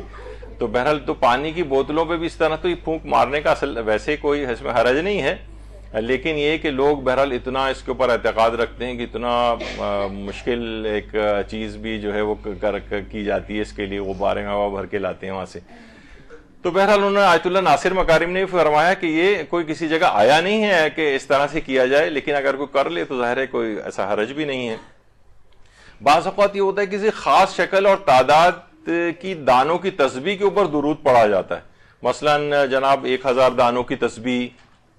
اور 1,00,000 دانوں کی تسبیح، بلکہ ہمارے استاد محترم نے تو ایک دفعہ فرمایا تھا، انہوں نے کسی جگہ 10 لاکھ دانوں کی تسبیح بھی دیکھی تھی واللہ علم. تو بہرحال اس قسم کی تسبیحوں کی بھی کوئی ضرورت نہیں کہ اتنی بڑی تسبیح بنائیں جو 1,00,000 دانوں کی ہو یا 10 لاکھ دانوں کی ہو. یہ کوئی اس طرح کی چیزیں نہیں ہیں. بس معاشرے کے اندر کچھ افراد پیروں فقیروں ٹائپ کے جو ہوتے ہیں وہ انہوں نے اس طرح کی چیزیں ایجاد کر رکھی ہیں درود کے سلسلے میں بھی. ان چیزوں کی کوئی اہمیت نہیں ہے، بلکہ شاید یہ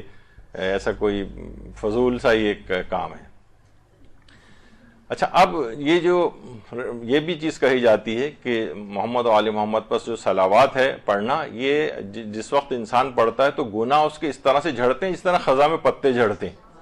یعنی تمام اس کے گناہ اس انداز سے جھڑتے چلے جاتے ہیں.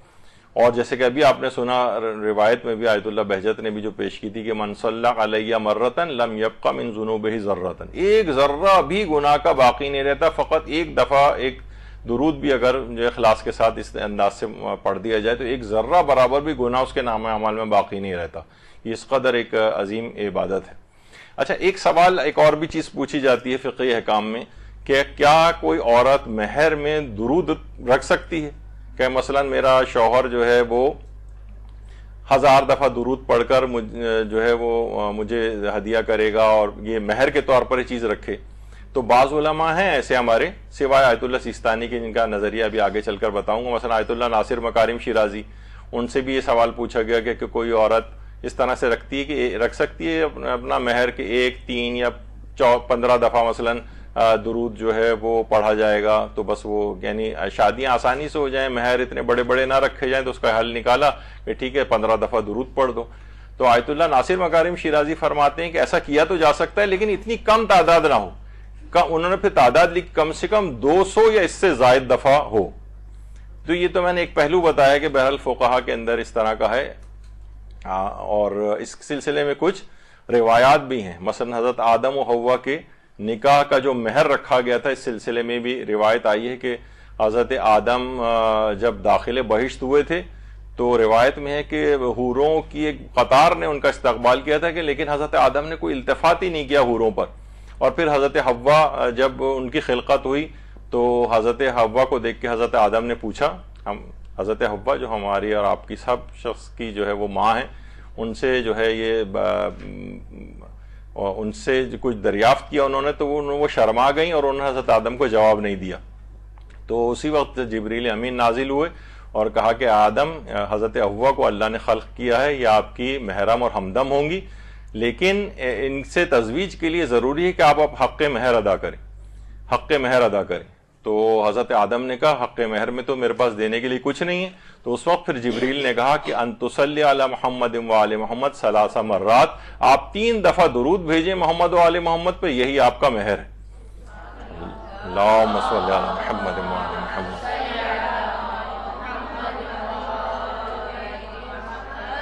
یہ مستدرک الوسائل کی روایت ہے, اور کچھ روایات میں 10 دفعہ صلوات بھیجنے کا بھی تذکرہ ہے. 10 مرات وہ اس کا بھی تذکرہ ہے کہ 10 دفعہ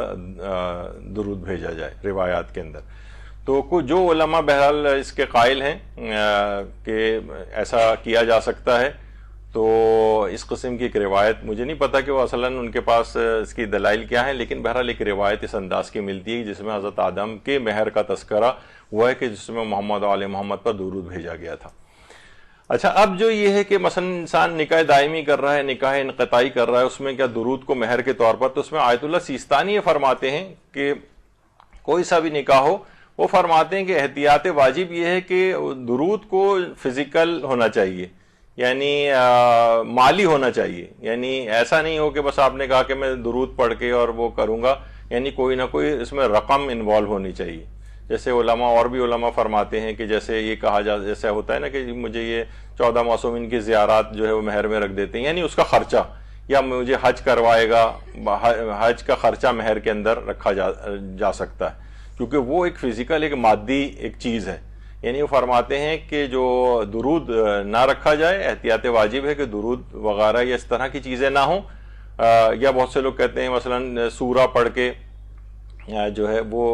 وہ علماء کے جو کہ کہتے ہیں کہ ہاں یہ چیزیں ہو سکتی ہیں, جیسے ناصر مکارم شیرازی بھی وہ فرماتے ہیں کہ وہ یہ کرے کہ مثلا 1000 دفعہ درود اس نے مہر رکھوا دیا تو شوہر جو ہے اس کا 1000 دفعہ درود پڑھے گا, پھر اس کا ثواب اپنی بیوی کو ہدیہ کرے گا. تو یہ اس طرح سے ہو سکتا ہے. لیکن آغا سیستانی فرماتے ہیں احتیاط واجب یہ ہے کہ اس طرح کا نہ ہو, بلکہ مالی طور پر ہونا چاہیے. اور اصل میں پھر اس کے پیچھے بھی ایک اور روایت ہے کہ جو کہ بحار الانوار کی جلد نمبر 100 میں, کہ جب حضرت آدم اور حوا کو زمین پر بھیجا گیا تھا تو اس وقت زمین پر ساری اللہ نے اپنی تمام نعمتیں جو ہیں وہ موجود تھیں, سوائے 2 چیزیں ایسی تھیں جو اس وقت زمین پر نہیں تھیں, ان کے نازل ہونے کے بعد زمین پر بھیجی گئی ہیں, وہ ہے سونا اور چاندی. اور پھر اس کو حضرت آدم نے حضرت حوا کے لیے مہر کے طور پر رکھا تھا. یعنی وہی جیسے آغا سیستانی بھی فرماتے ہیں کہ مہر کو مادی ہونا چاہیے, یعنی مادی مال ہو, چاہے سونا چاندی بھی رکھا جا سکتا ہے, رقم بھی رکھی جا سکتی ہے. تو بہرحال تو بحار الانوار کے اندر یہ روایت ہے پیغمبر اکرم صلی اللہ علیہ وآلہ وسلم کی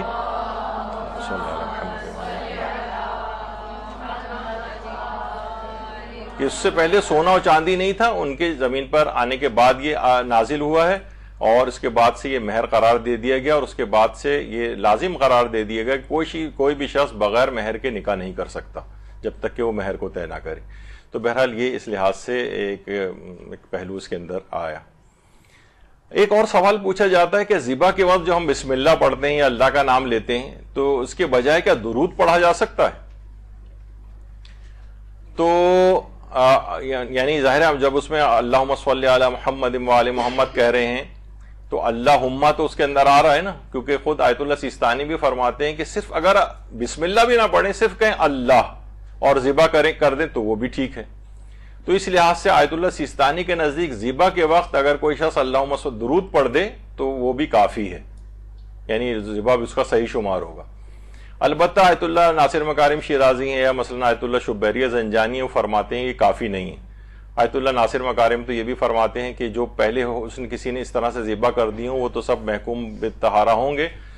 لیکن یہ کہ صحیح ہوگا سمجھے جائیں گے، لیکن آئندہ وہ احتیاط کرے اور آئندہ پراپر اللہ کا نام لے، یعنی درود پڑھنا کافی نہیں۔ اور آیت اللہ خامنہی فرماتے ہیں احتیاط واجب ہے کہ درود کو نہ پڑھا جائے ذبح کرتے وقت، بلکہ پراپر جو تسمیہ یا بسم اللہ ہے وہ پڑھی جائے، لیکن آغا سیستانی کے فتوے میں یہ بھی جائز ہے۔ اچھا، آغا بہجت کے متعلق جیسے بھی آپ نے اس سے پہلے سنا کہ یہ بہت زیادہ درود جو ہے بھیجنے والی شخصیت شمار ہوتی ہیں۔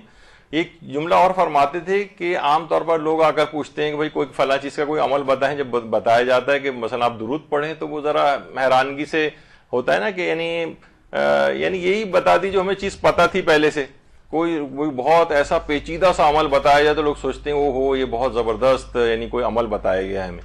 جبکہ اتنی بہترین چیز بتائی جا رہی ہے صلوات، تو اس کو لوگ جو ہے نا وہ فرماتے ہیں کہ صلوات کو چھوڑ کر دیگر عملیات کی تلاش کرنا ایسے ہی ہے جیسے آپ نا دریا موجود ہے اور اب حوض اور تالاب سے جو ہے وہ استفادہ کر رہے ہیں۔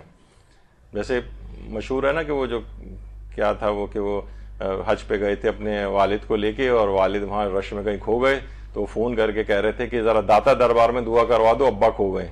یعنی خانہ کعبہ میں موجود ہو یہاں دعا کرو، تم داتا دربار میں دعا کروا رہے ہو۔ تو صلوات کو چھوڑ کر عملیات کی تلاش، کوئی اور عمل یعنی اتنا زبردست آپ کے پاس موجود ہے عمل، لیکن آپ کہہ رہے نہیں فلاں جناب کوئی اور عمل ہمیں جو ہے بتائیے ذرا پیچیدہ قسم کا، تو یہ ایسی چیز ہے۔ تو آغا بہجت فرماتے تھے کہ ایسے ہی جیسے آپ نا حوض اور تالاب وغیرہ تلاش کر رہے ہو جبکہ دریا موجود ہو۔ اچھا، اگر کسی کو قرآن پڑھنا نہیں آتا ہو، ان کے متعلق بھی آیت اللہ بہجت سے پوچھا گیا کہ بہت سے ہمارے بزرگ ایسے ہیں جنہیں قرآن پڑھنا نہیں آتا ہے، تو فرماتے تھے کہ اگر کسی کو قرآن پڑھنا نہیں آتا ہے تو وہ کم سے کم پھر یہ کرے کہ کثرت کے ساتھ صلوات پڑھا کرے۔ ویسے تو پہلی کوشش تو یہی ہونی چاہیے کہ اس کو قرآن پڑھنا آنا چاہیے۔ کتنی شرمندگی کی بات ہے کہ ایک آدمی بوڑھا ہو کے دنیا سے جا رہا ہے اور اسے قرآن پڑھنا نہیں آتا ہے، تو قرآن پڑھنا صحیح سیکھنا چاہیے۔ کتنے بزرگ میری نگاہ میں ایسے ہیں کہ جنہوں نے مرنے سے پہلے کافی عمر ہو جانے کے باوجود بھی قرآن پڑھنا سیکھا باقاعدہ عالم کے ذریعے، کسی مولانا سے۔ تو بہرحال کبھی بھی شرمانا نہیں چاہیے، کسی کو نہیں پڑھنا آئے تو اس کو قرآن پڑھنا سیکھنا چاہیے، لیکن بالفرض اگر نہیں آ رہا ہے اسے پڑھنا قرآن پڑھنا تو کم سے کم وہ کثرت کے ساتھ صلوات پڑھا کرے، آغا بہجت فرماتے تھے۔ اسی طریقے سے اگر کوئی شخص تلاوت قرآن میں دلچسپی کسی کی نہ جو ہے وہ پیدا نہ ہو رہی ہو، تو اس کے متعلق بھی جب ان سے پوچھا گیا کہ بہت سے جوان ایسے ہیں جو تلاوت قرآن میں دلچسپی پیدا نہیں ہوتی، حالانکہ اگر دلچسپی پیدا ہو جائے اور دلچسپی کے بعد وہ قرآن کی تلاوت کرنے لگے، امام فرماتے ہیں کہ اس حالت میں کہ وہ جوان اور با ایمان ہو تو قرآن اس کے خون اور گوشت کے ساتھ مخلوط ہو جاتا ہے۔ تو یہ نوجوانوں کو چاہیے خاص طور پر، کیونکہ بہترین امام خمینی بھی بڑی تاکید کرتے تھے جوانوں کو کہ بوڑھے ہونے کا انتظار مت کرو، یہ جتنی بھی عبادتوں کو انجام دینے کا واقعتاً صحیح وقت ہے جوانی کے عالم میں، جب تمہیں یعنی نہ تم صحیح سے سجدہ کرنے کی تم میں ہوگی، پھر کرسیوں پہ کرو گے، بیٹھے ہوئے کرو گے، لیٹے ہوئے حالت میں کرو گے، نمازیں تم ٹھیک سے نہیں پڑھ سکتے ہو، اپنی واجب نمازوں کا ایک مسئلہ اس کے اندر پیدا ہو جائے گا، یا ناقص نمازیں پڑھو گے، تو یہ صحیح ترین عمر ہے تمہارے لیے۔ یہ نہیں کہ عام طور پہ ہوتا ہے کہ جوان ہے ٹھیک ہے، جب بزرگ ہوں گے تو عبادت دیکھی جائے گی، اصل عبادت کا ٹائم جوانی کے دور میں ہے۔ بڑھاپے میں تو انسان معذور ہو جاتا ہے اور ان عبادات کے انجام دہی اس سے نہیں ہو پاتی۔ تو بہرحال وہ فرماتے تھے کہ قرآن کی اگر تلاوت میں اس کی دلچسپی نہیں ہو رہی ہے کسی کی تو وہ کثرت سے صلوات پڑھنا شروع کرے۔ کثرت سے صلوات پڑھنے سے کیا ہوگا؟ کیونکہ قرآن اور اہل بیت کا چولی دامن کا ساتھ ہے۔ پیغمبر نے فرمایا 2 برابر وزن کی چیزیں چھوڑ کر جا رہا ہوں، یہ کوئی بھی ایک دوسرے کے بغیر نہیں رہ پاتے، یعنی اگر وہ شخص کثرت سے صلوات پڑھنا شروع کرے گا تو اہل بیت سے ارتباط پیدا ہوگا تو قرآن خود بخود کھنچ کے اس کی طرف آ جائے گا اور وہ تلاوت قرآن بھی کرنے لگے گا۔ تو اگر کوئی شخص رغبت نہیں رکھتا ہے تلاوت قرآن میں، عام طور پر بچوں جوانوں میں دیکھا جاتا ہے، تو ان کو کہا جائے کہ روزانہ کم سے کم تم ایک تسبیح ضرور کم سے کم صلوات کی پڑھو، تو خود بخود اس کی رغبت قرآن کی طرف ہونے لگے گی. جب بھی امام کو نہیں آتا ان کی اس میں زیارت میں السلام علیکہ یا شریک القرآن، قرآن کے شریک، یعنی یہ شراکت پیدا ہو جاتی ہے. قرآن اور اہل بیت کا چولی دامن کا ساتھ ہے، ایک دوسرے کے بغیر رہ نہیں پاتا ہے، تو دوسرا کھنچ کر خود بخود اس کے پاس آ جائے گا.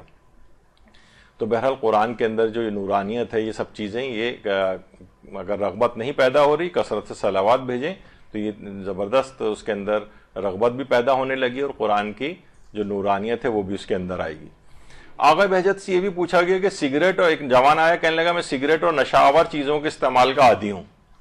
میں اس کو چھٹکارا کے لیے کیا کروں، مجھے شک اور وسواس بھی بہت ہوتے ہیں. تو اس کے متعلق بھی انہوں نے کہا کہ یہ سگریٹ اور نشہ آور جو بھی چیزیں ہیں، کسی کو پان کی عادت ہے، کسی کو کسی طرح کی عادت ہے، تو وہ فرماتے ہیں کہ تم کثرت کے ساتھ درود پڑھنا شروع کرو. اور فرماتے تھے کہ اس کے اندر درود کے اندر صلاحیت اس بات کی، اس میں ایسے اثرات ہیں کہ عشق اہل بیت پیدا کرتا ہے، اور جب یہ عشق آ جاتا ہے تو یہ تمام تلذذ مادیات، جو یہ مادی لذتیں ہی تو ہیں، سگریٹ، پان اور یہ ان چیزوں نشوں کے عادی ہونا، یہ خود بخود تمہارے جو ہے اندر سے یہ چیزیں، مادی چیزیں نکل جائیں گی، ان کی تلذذ نکل جائے گا، کیونکہ عشق اہل بیت پیدا ہوتا ہے کثرت صلوات سے، جو خود بخود اس بات کا سبب بنتا ہے کہ آپ کے اندر سے مادی لذتیں نکل جائیں.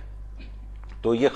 صلوات کے اندر بڑی خصوصیت ہے. آیت اللہ، کیونکہ میں نے کہا تھا نا کہ آیت اللہ بہجت نے صلوات کے متعلق کافی باتیں ارشاد فرمائی ہیں. ان سے پوچھا گیا کہ تفریج امور معنویہ اور مادیہ، یعنی جو مشکلات ہوتی ہیں مادی امور میں، ہمارے ہم عام ڈے ٹو ڈے لائف کے اندر، معنوی جو زندگی ہے اس کے اندر ہم اطاعت میں آگے نہیں بڑھتے، گناہ ہم سے ہو جاتے ہیں، اس میں کون سا ایسا عمل انجام دیں کہ جو کہ ہمیں بہت زیادہ فائدہ پہنچانے والا ہو، کہ ہم بہت جلدی ان مادی مشکلات اور معنوی مشکلات سے نکل جائیں. تو انہوں نے فرمایا کہ اعتقاد کامل کے ساتھ، کثرت کے ساتھ محمد و آل محمد پر صلوات بھیجا کرو. اللہم صلی علی محمد و آل محمد.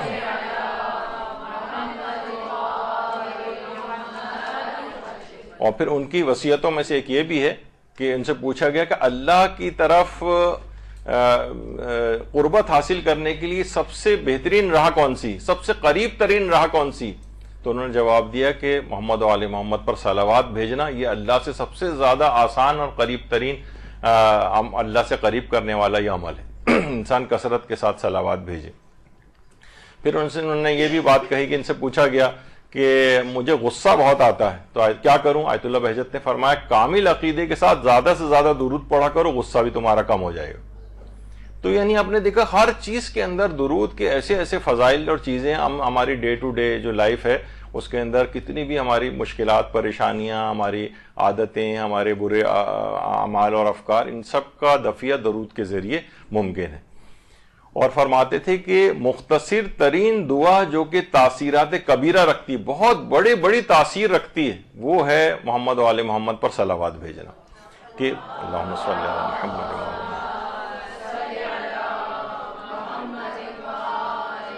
کہ مختصر ترین ہے لیکن جو ہے بہت بڑی تاثیرات رکھتی. تو اور فرماتے تھے یہ بھی کہ خواہ ایک دفعہ ہی کیوں نہ صحیح، میتوں کے لیے، مرحومین کے لیے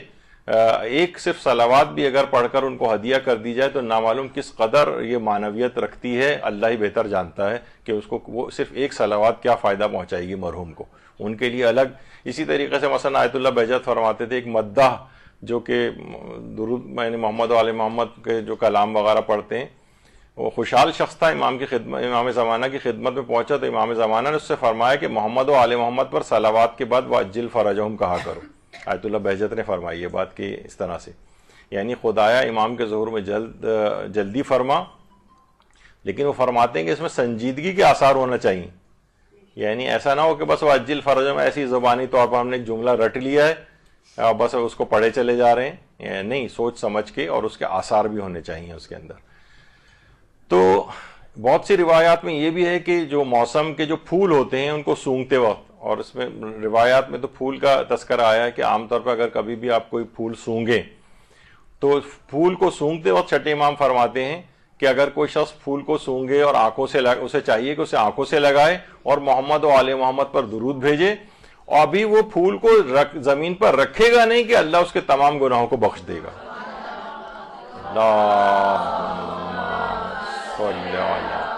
محمد.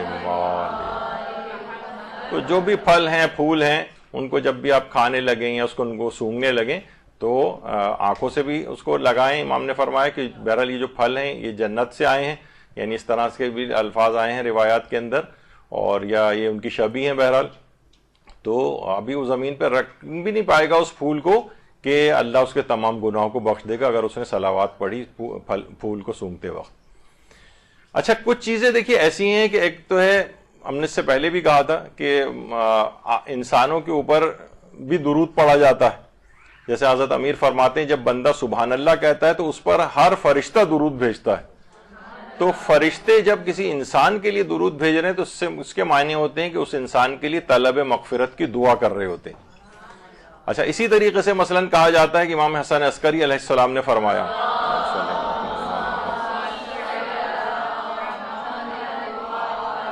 کہ جو شخص ایسی جگہ بیٹھنے پر راضی ہو گیا جو اس کے مقام و شرف سے کمتر تھی، تو جب تک وہ اس جگہ بیٹھا رہے گا اللہ اور اس کے ملائکہ اس پر درود بھیجتے رہیں گے. یعنی اس کے اوپر درود، یعنی اللہ اپنی رحمتیں نازل کرتا رہے گا، اس کی بخشش کرتا رہے گا، یہ سب کچھ ہوگا اپنی کمتر جگہ. ورنہ تو لوگ کیا کرتے ہیں، دوسروں کے سروں پر سے پھلانگتے ہوئے سب سے آگے جا کے پہنچ کے زبردستی جگہ کر کے بیٹھ جاتے ہیں. بلکہ میں نے ایک دفعہ شاید بتایا بھی تھا، آیت اللہ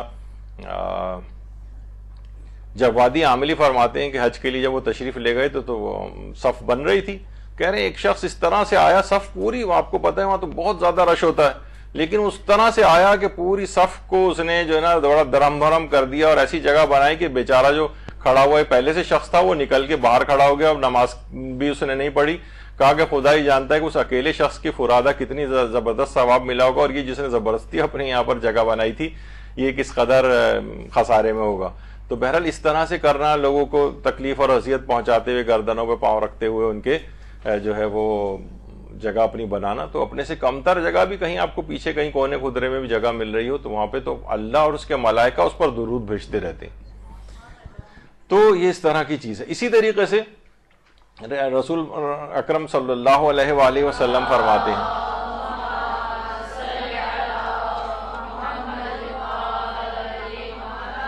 کہ جو مجھ پر اور میری آل پر درود بھیجے گا، میرے حق کی تعظیم کرے گا، اللہ ایک فرشتہ خلق کرے گا جس کا ایک بازو مشرق میں دوسرا مغرب میں ہوگا، اس کے دونوں پاؤں زمین کے اندر ہوں گے، اس کی گردن عرش کے نیچے ہوگی. اللہ اس سے کہے گا تو میرے اس بندے پر درود بھیج جیسا کہ اس نے میرے نبی پر درود بھیجا ہے، پس وہ قیامت تک اس پر درود بھیجتا رہے گا.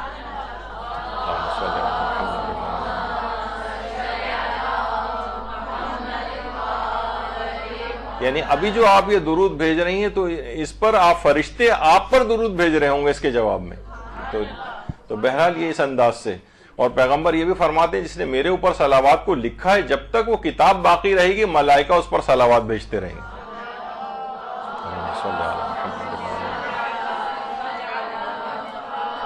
اور یہاں تک یہ بات بھی آتی ہے کہ میں نے اس سے پہلے بھی ذکر کیا تھا، سعاد لکھ دینا، فقط سلام لکھ دینا، سعاد لام عین میم. ابھی آگے چل کر اس کا تذکر آئے گا بہرحال کہ جس نے تدریب الراوی جو کتاب ہے علماء اہل سنت میں علامہ جلال الدین سیوطی کی، اس کی شرح علامہ نووی نے لکھی ہے، اس میں انہوں نے اس بات کو لکھا ہے کہ سب سے پہلا وہ شخص کہ جس نے یہ سعاد اور یہ شارٹ فارم ایجاد کی سلام، اس کے ہاتھ کاٹ دیے گئے تھے. اور یہ کہا گیا تھا کہ جب اور ہاتھ کیوں کاٹے تھے، چوری کی سزا میں ہاتھ کاٹے جاتے نے کہا کہ یہ اس نے تو پورے صلوات ہی چوری کر لی. رسول اللہ کے اوپر لوگ صلوات لکھتے تھے اس سے پہلے، لیکن اس نے اس طرح سے رائج کی کہ آج ہر جگہ آپ دیکھتے ہیں کہ بہرحال، لیکن اس کو جس نے ایجاد کیا تھا اس کے ہاتھ کاٹے گئے تھے. تو بہرحال اس طرح سے ہے کہ جب بھی کبھی انسان لکھے بھی اگر رسول اللہ کا نام یا ان کا کوئی لقب، جیسے ہم نے کہا تھا مصطفیٰ لکھ رہا ہے، یا ان کی کنیت بھی اگر ہے ابو القاسم، وہ بھی اگر کوئی شخص لکھ رہا ہے تو صلوات اس کے ساتھ لکھے، یہ مستحب ہے. اچھا، جو تحریر تو فرشتے اس کے لیے استغفار کرتے رہتے ہیں جو بھی صلوات لکھے گا رسول اللہ کے نام کے ساتھ. اور یہ بھی کہا کہ جب کوئی شخص کسی مریض کی عیادت کو جاتا ہے تو عیادت کے لیے جانے کے وقت سے لے کر اگر دن ہو تو رات کے چھا جانے تک، اگر رات ہو تو صبح ہونے تک 70,000 فرشتے اس پر درود بھیجتے ہیں. یعنی وہ عیادت کے لیے گیا ہے کسی کی، تو فرشتے اس کے اوپر درود بھیج رہے ہیں. یہ سب روایات ان کے لیے پیش کی جا رہی ہیں کہ اللہ اور اس کے ملائکہ وہ درود بھیج رہے ہیں اس شخص کے اوپر جو یہ اعمال کو انجام دے رہا ہے. مثلا رسول اللہ یہ بھی فرماتے ہیں کہ حسین پر گریہ کرنے والوں اور عزاداروں پر خدا کا درود ہو، اور ان پر بھی کہ جو دشمنان حسین پر لعنت اور نفرین کرتے ہیں، اور ان پر بھی کہ جن کے دل قاتل حسین کے خلاف غصہ اور کینے سے پر ہیں، ان کے اوپر بھی اللہ درود بھیجتا رہتا ہے. تو اس لحاظ سے تو تمام مومنین پر، بہرحال تمام عزاداروں پر اللہ کا جو ہے وہ درود ہوتا ہے. اور یہ درود عام لوگوں کے لیے ہم تو پہلے بھی ذکر کر چکے ہیں، سورہ بقرہ میں ہے ارشاد خداوندی، ہم یقیناً تمہارے تھوڑے خوف، تھوڑی بھوک اور اموال و نفوس اور ثمرات کی کمی سے تمہیں آزمائیں گے، اور اے پیغمبر آپ ان صبر کرنے والوں کو بشارت دے دیں کہ جو مصیبت پڑنے کے بعد یہ کہتے ہیں ہم اللہ ہی کے لیے اسی کی بارگاہ میں واپس جانے والے ہیں، کہ ان کے لیے پروردگار کی طرف سے صلوات اور رحمت ہے، اور یہی ہدایت یافتہ ہے. تو اگر کوئی شخص اتنے مشکلات کے اندر نظر آتا ہے دنیاوی اعتبار سے آپ کو، اور وہ یہ کہتا ہے انا للہ و انا الیہ راجعون، تو اللہ اس کے اوپر صلوات اور اپنی رحمت کو بھیجتا ہے. اچھا، اب غیر نماز میں درود پڑھنا کیا واجب ہے یا مستحب ہے؟ ایک بحث ہے ہمارے یہاں. نماز میں تو آپ نے تشہد میں سن ہی لیا تھا کہ درود بھیجنا واجب ہے، یا مثلا انسان اگر نظر کرے، علماء میں رائج ہے کثرت صلوات کی نظر کرنا، مثلا 1000 دفعہ 1,00,000 دفعہ اعمال کو انجام دینے کے لیے. لیکن غیر نماز میں یا نظر وغیرہ کا مسئلہ نہ بھی ہو، اس میں تو پورا کرنا واجب ہوتا ہے. عام طور پر تو اس میں ہم نے یہ چیز بتائی تھی آیت اللہ ناصر مکارم کے اعتبار سے بھی پچھلی دفعہ، کہ کم سے کم زندگی میں ایک دفعہ تو واجب ہی ہے، باقی تاکیدی مستحب ہے. لیکن کچھ علماء ہمارے ایسے گزرے ہیں کہ جو کہ عام حالات میں بھی جب بھی رسول کا نام آئے وہ درود کو پڑھنا واجب سمجھتے رہے. مثلا جس میں علامہ مجلسی تھے، محدث نوری تھے، شیخ اور عاملی تھے، یوسف بحرانی تھے، ملا محسن فیض کاشانی تھے، اور یہ تو زیادہ تر اخباری علماء گزرے ہیں. کچھ کہتے ہیں محدث نعمت اللہ جزائری کہ وہ بھی شاید اخباری علماء میں شامل ہوتے ہیں، تو بہرحال شاید تو ان کے متعلق بھی کہا جاتا ہے. لیکن شیخ بہائی ان کا بھی بہرحال یہی نظریہ تھا کہ جب بھی کبھی رسول اللہ کا کے اوپر درود عام زندگی میں بھی پڑھا جائے تو واجب ہے کہ درود پڑھا جائے. لیکن موجودہ مراجع اور مجتہدین جو ہیں وہ یہ فرماتے ہیں کہ نہیں، واجب تو البتہ نہیں ہے، لیکن تاکیدی مستحب ہے. اور عام طور پر ریکمینڈڈ یہ ہے کم سے کم ایک محفل ہو جس میں متعدد بار بھی رسول اللہ کا نام لیا جا رہا ہو، تو کم سے کم ایک دفعہ تو ضرور اس میں درود پڑھ دینا چاہیے. لیکن ہر دفعہ ہی اگر پڑھیں، زیر لب پڑھ لیں، اگر اس کا بلند آواز سے پڑھنے کا موقع نہیں ہے تو بھی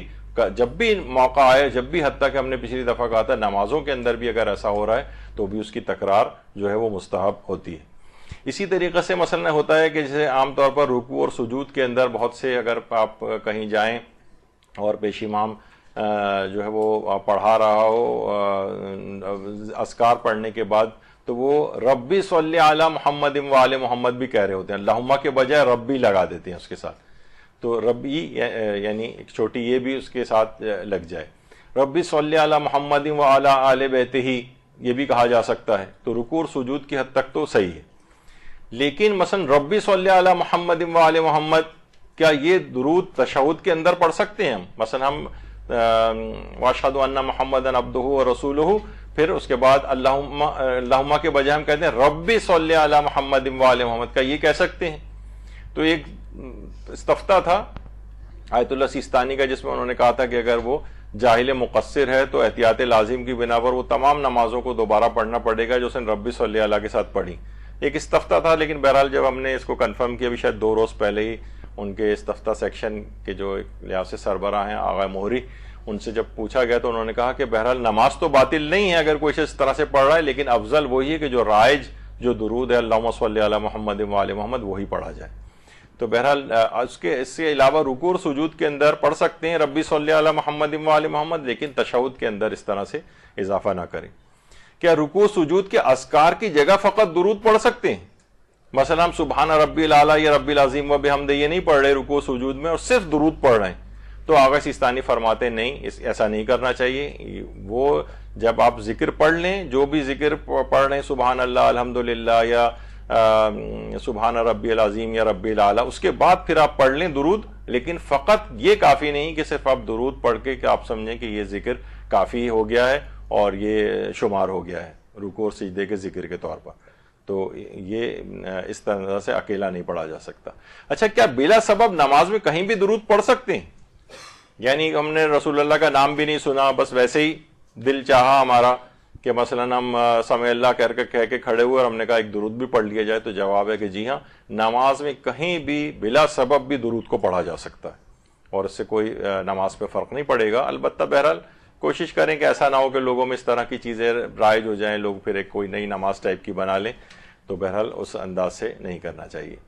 اسی طرح نماز جماعت کے اختتام پر تسبیح حضرت زہرا یا آیت درود میں کس کو مقدم کریں؟ بعض اوقات جیسی نماز ختم ہوتی ہے لوگ ان اللہ و ملائکتہ یصلون علی النبی پڑھنے لگتے ہیں،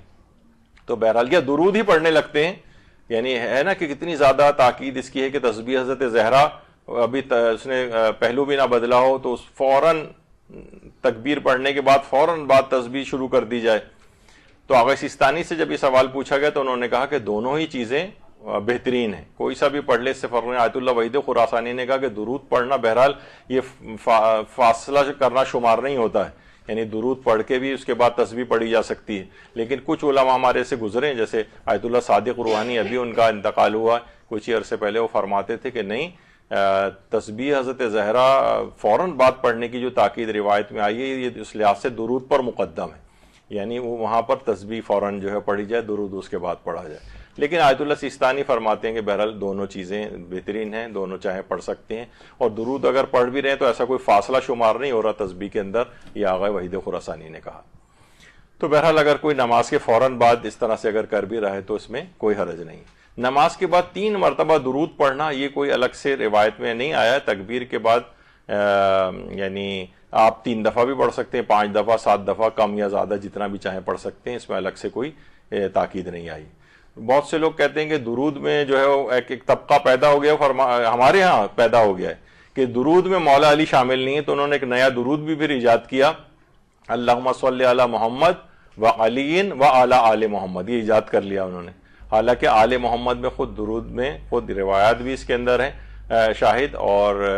کہ اس کے اندر خود ہی مولا علی شامل ہی ہیں آل محمد میں، تو الگ سے ان کا ذکر کرنے کی اور نیا درود بنانے کی کوئی وجہ نہیں.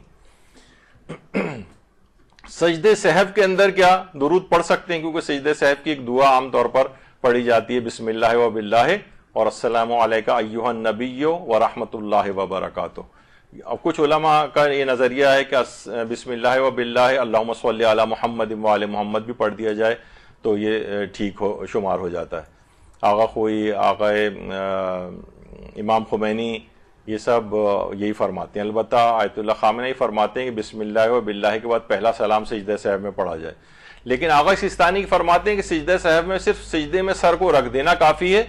اگر کوئی دعا پڑھیں گے زیادہ بہتر تو وہی ہے بسم اللہ و باللہ السلام علیکہ ایھا النبی والی،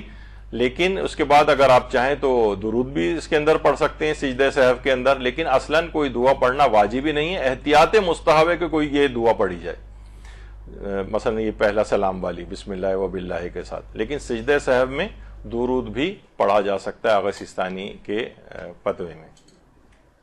کتنا درود پڑھا جائے جو کثرت میں شمار ہو جائے؟ تو دیکھیے عام طور پر یہ جو خیر کثیر شمار ہوتا ہے نا، کثیر ذکر خدا کہا جاتا ہے. اگر کوئی شخص تسبیح حضرت زہرا پڑھے جو کہ 100 کی تعداد میں، تو بہرحال اگر 100 مرتبہ کم سے کم درود پڑھ لیا جائے تو یہ بھی کثرت میں شمار ہو جائے گا کہ گویا آپ نے کثیر تعداد میں درود پڑھا ہے. تو کم سے کم 100 کا ایک عدد وہ پورا کر لیا جائے. 1000 مرتبہ صلوات پڑھنے کا ایک بڑا ایک عظیم فائدہ پیغمبر اکرم صلی اللہ علیہ وآلہ وسلم نے بتایا کہ جو شخص بھی 1000 مرتبہ درود پڑھے گا اللہ اس کو دنیا اور آخرت میں ثابت قدم رکھے گا. یعنی دنیا میں کے امور میں بھی ثابت قدم ہوگا، وہ آخرت کے امور میں بھی ثابت قدم ہوگا، اور جب وہ قیامت کے روز آئے گا تو پولے صراط پہ اس قدر نور ہوگا جس کی روشنی 500 سال کی مسافت سے نظر آئے گی، 500 سال کی مسافت سے، اور اس کے اوپر سے سوال و جواب کی سختی جو ہے وہ دور ہو جائے گی، اور عذاب جہنم کو اس پر حرام کر دیا جائے گا. جو روزانہ 1000 مرتبہ صلوات پڑھے گا، اتنا زبردست فائدہ پیغمبر اکرم نے اس کو بتایا ہے، تو اس کو کوشش کر کے ڈیوائیڈ کر کے اپنی زندگی میں کہ کس طرح سے اب اگر آپ پڑھنا شروع کریں گے تو خود حیران ہوں گے کہ منٹوں کا جو ہے کام ہو جاتا ہے یہ اس طرح سے پڑھنا. اچھا، کیا درود کو فقط حاجات کے وقت پڑھنا چاہیے؟ تو یہ بھی روایت میں آیا ہے، پیغمبر نے فرمایا کہ مجھ کو پانی کے اس کاسے کی طرح جو سواری کے پیچھے رکھ دیا جاتا ہے، جب ضرورت ہو تو نکال کے استعمال کر لیا جائے پھر چھوڑ دیا جاتا ہے، اسے اس طرح سے نہ رکھو. یعنی چاہے ہمیں کوئی حاجت ہو یا نہ ہو، پیغمبر کے اوپر کثرت سے صلوات بھیجتے رہیں. یہ نہیں کہ جب ضرورت پیش آئی تو اس وقت ہم کرنے لگیں، ویسے ہم اس کی طرف سے ایک بے التفاتی کا جو ہے وہ مظاہرہ کریں. اور درود پڑھتے وقت کوشش کریں کہ عمل آپ کا درود کے مخالف نہ ہو. آیت اللہ جواد ملکی تبریزی یہ فرماتے تھے کہ یہ اس طرح سے نہیں ہونا چاہیے کہ یعنی زبان سے تو آپ ان کے لیے دعائیں بھیج رہے ہوں، اللہ سے دعائیں کر رہے ہوں ان کے ان پر رحمتیں نازل کر، اور جو ہے مخلوق خدا کو یا ان کے ماننے والوں کو آپ نقصان پہنچا رہے ہوں، ان کی غیبتیں کر رہے ہوں، ان کو تکلیفیں دے رہے ہوں. مثلا ساس ہے وہ بہو کو پریشان کر رہی ہے، بہو ساس کو پریشان کر رہی ہے، نند بھاوج کو کر رہی ہے، بھاوج نند کو کر رہی ہے، مرد جو ہے دوسرے لوگوں کو پریشان کر رہے ہیں مومنین کو. وہ فرماتے ہیں یہ تو اس کی روح کے خلاف ہے. یعنی ایسے ہی اس کی مثال ہے، مثلا کوئی شخص آپ کو یا کسی کو بہت دعائیں دے رہا ہو لیکن اس کی اولاد کو اذیتیں پہنچا رہا ہو، تو وہ کہے گا بھائی ایسی اس کا کوئی فائدہ نہیں ہے، یا آپ میرے لیے دعائیں کر رہے ہو، میرے لوگوں کو آپ نقصان پہنچا رہے ہو. تو فرماتے تھے آیت اللہ جواد ملکی تبریزی کہ عمل آپ کا اس کے خلاف نہیں ہونا چاہیے کہ آپ جو ہیں صلوات کے برخلاف آپ کا عمل جا رہا ہو. اور ابھی آپ نے سن ہی لیا کہ تحریر میں درود اگر نہ بھیجا جائے تو تدریب الراوی جو علامہ جلال الدین سیوطی کی ہے، جس کی شرح تقریب النووی جو علامہ نووی کی لکھی ہوئی ہے، اس کے اندر تھا کہ اس کے ہاتھ جو ہے کاٹ دیے گئے تھے. اب بس آخر میں بس صرف اتنا ہم یہ دعا جو ہے بہار الانوار میں حضرت فاطمہ الزہرا سلام اللہ علیہا سے اس دعا پہ ہم اس کا اپنے درس کا آج کا اختتام کر رہے ہیں کہ پروردگار حضرت زہرا فرماتی ہیں ان سے منسوب ہے کہ خدایا جیسے تو نے ہمیں صلوات بھیجنے کا حکم دیا ہے ویسے ہی محمد و آل محمد پر صلوات بھیج. خدایا جیسے ہمارے لیے سزاوار ہے کہ ہم صلوات بھیجیں، تو بھی محمد و آل محمد پر صلوات بھیج. خدایا تو نے جو صلوات بھیجی اس کے ہر حرف کے عوض محمد و آل محمد پر صلوات بھیج. خدا جنہوں نے صلوات بھیجی اور جنہوں نے صلوات نہیں بھیجی ان سب کی تعداد کے برابر محمد و آل محمد پر صلوات بھیج. خدایا صلوات بھیجنے والے اور نہ بھیجنے والے کے ہر بال، ہر لفظ، ہر لہجہ، ہر سانس، ہر صفت، ہر جنبش کے برابر ان پر صلوات بھیج، اور ان کے ہر گھنٹے، ہر منٹ، ہر سیکنڈ، ہر جنبش، ہر حقیقت و صفات اور روز و مہینہ و سال ان کے بال اور کھال ان کے ذرہ برابر جو عمل کر چکے ہوں یا آئندہ کبھی انجام دیں گے، یا وہ عمل جو ان تک پہنچا ہو یا جس کے بارے میں انہوں نے گمان کیا ہو کہ یعنی وہ عمل کریں گے بعد میں قیامت تک کے لیے، اور اس سے کہیں زیادہ محمد و آل محمد پر صلوات بھیج اے سب سے زیادہ رحم کرنے والے.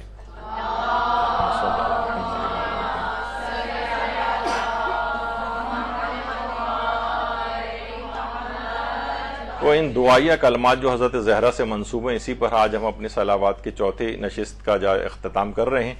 اس کے بعد بھی مطالب تو اتنے زیادہ ہیں، ظاہر ہے پچھلی دفعہ بھی جب میں اتر کے نیچے گیا تو ایک عالم نیچے بیٹھے ہوئے تھے، تو عالم بعمل وہ عذرائے تفنن کہنے لگے کہ کب آخر یہ درود کے درس آپ کے ختم ہوں گے. تو میں نے کہا کہ اللہ اور ملائکہ تو نہ جانے کب سے درود بھیج رہے ہیں محمد و آل محمد پر، ہمارے 3-4 میں ہی آپ چاہتے ہیں کہ ختم ہو جائیں. تو بہرحال یہ ہے کہ یہ گفتگو بہرحال کہیں نہ کہیں تو سلسلہ روکنا تھا، ورنہ ان کے فضائل تو اس قدر زیادہ ہیں کہ زمین و آسمان جو ہے میں اور سمندر بھی اگر سیاہی بن جائیں اور جن و ملائکہ لکھنے پر قیامت تک کے لیے ہوں تب بھی ان کے فضائل کو نہیں لکھ سکتے، تو بہرحال تو کیسے ہم درود کے فضائل کو اتنی جلدی مکمل کر سکتے ہیں. تو بہرحال یہاں پر اس دعا کے ساتھ کہ پروردگارہ ان درود کی برکت سے ہماری زندگیوں کے اندر کوئی انقلاب آ جائے تو راضی اور خوشنود ہم سے ہو جائے، اور ہمارے ان تمام اعمال کو اور ہماری جو بھی کوششیں اس سلسلے میں ہم آپ سب کی ہو رہی ہیں ان کو پروردگار اپنی بارگاہ میں قبول و مقبول فرمائے. درود بھیجیے محمد علیہ وسلم.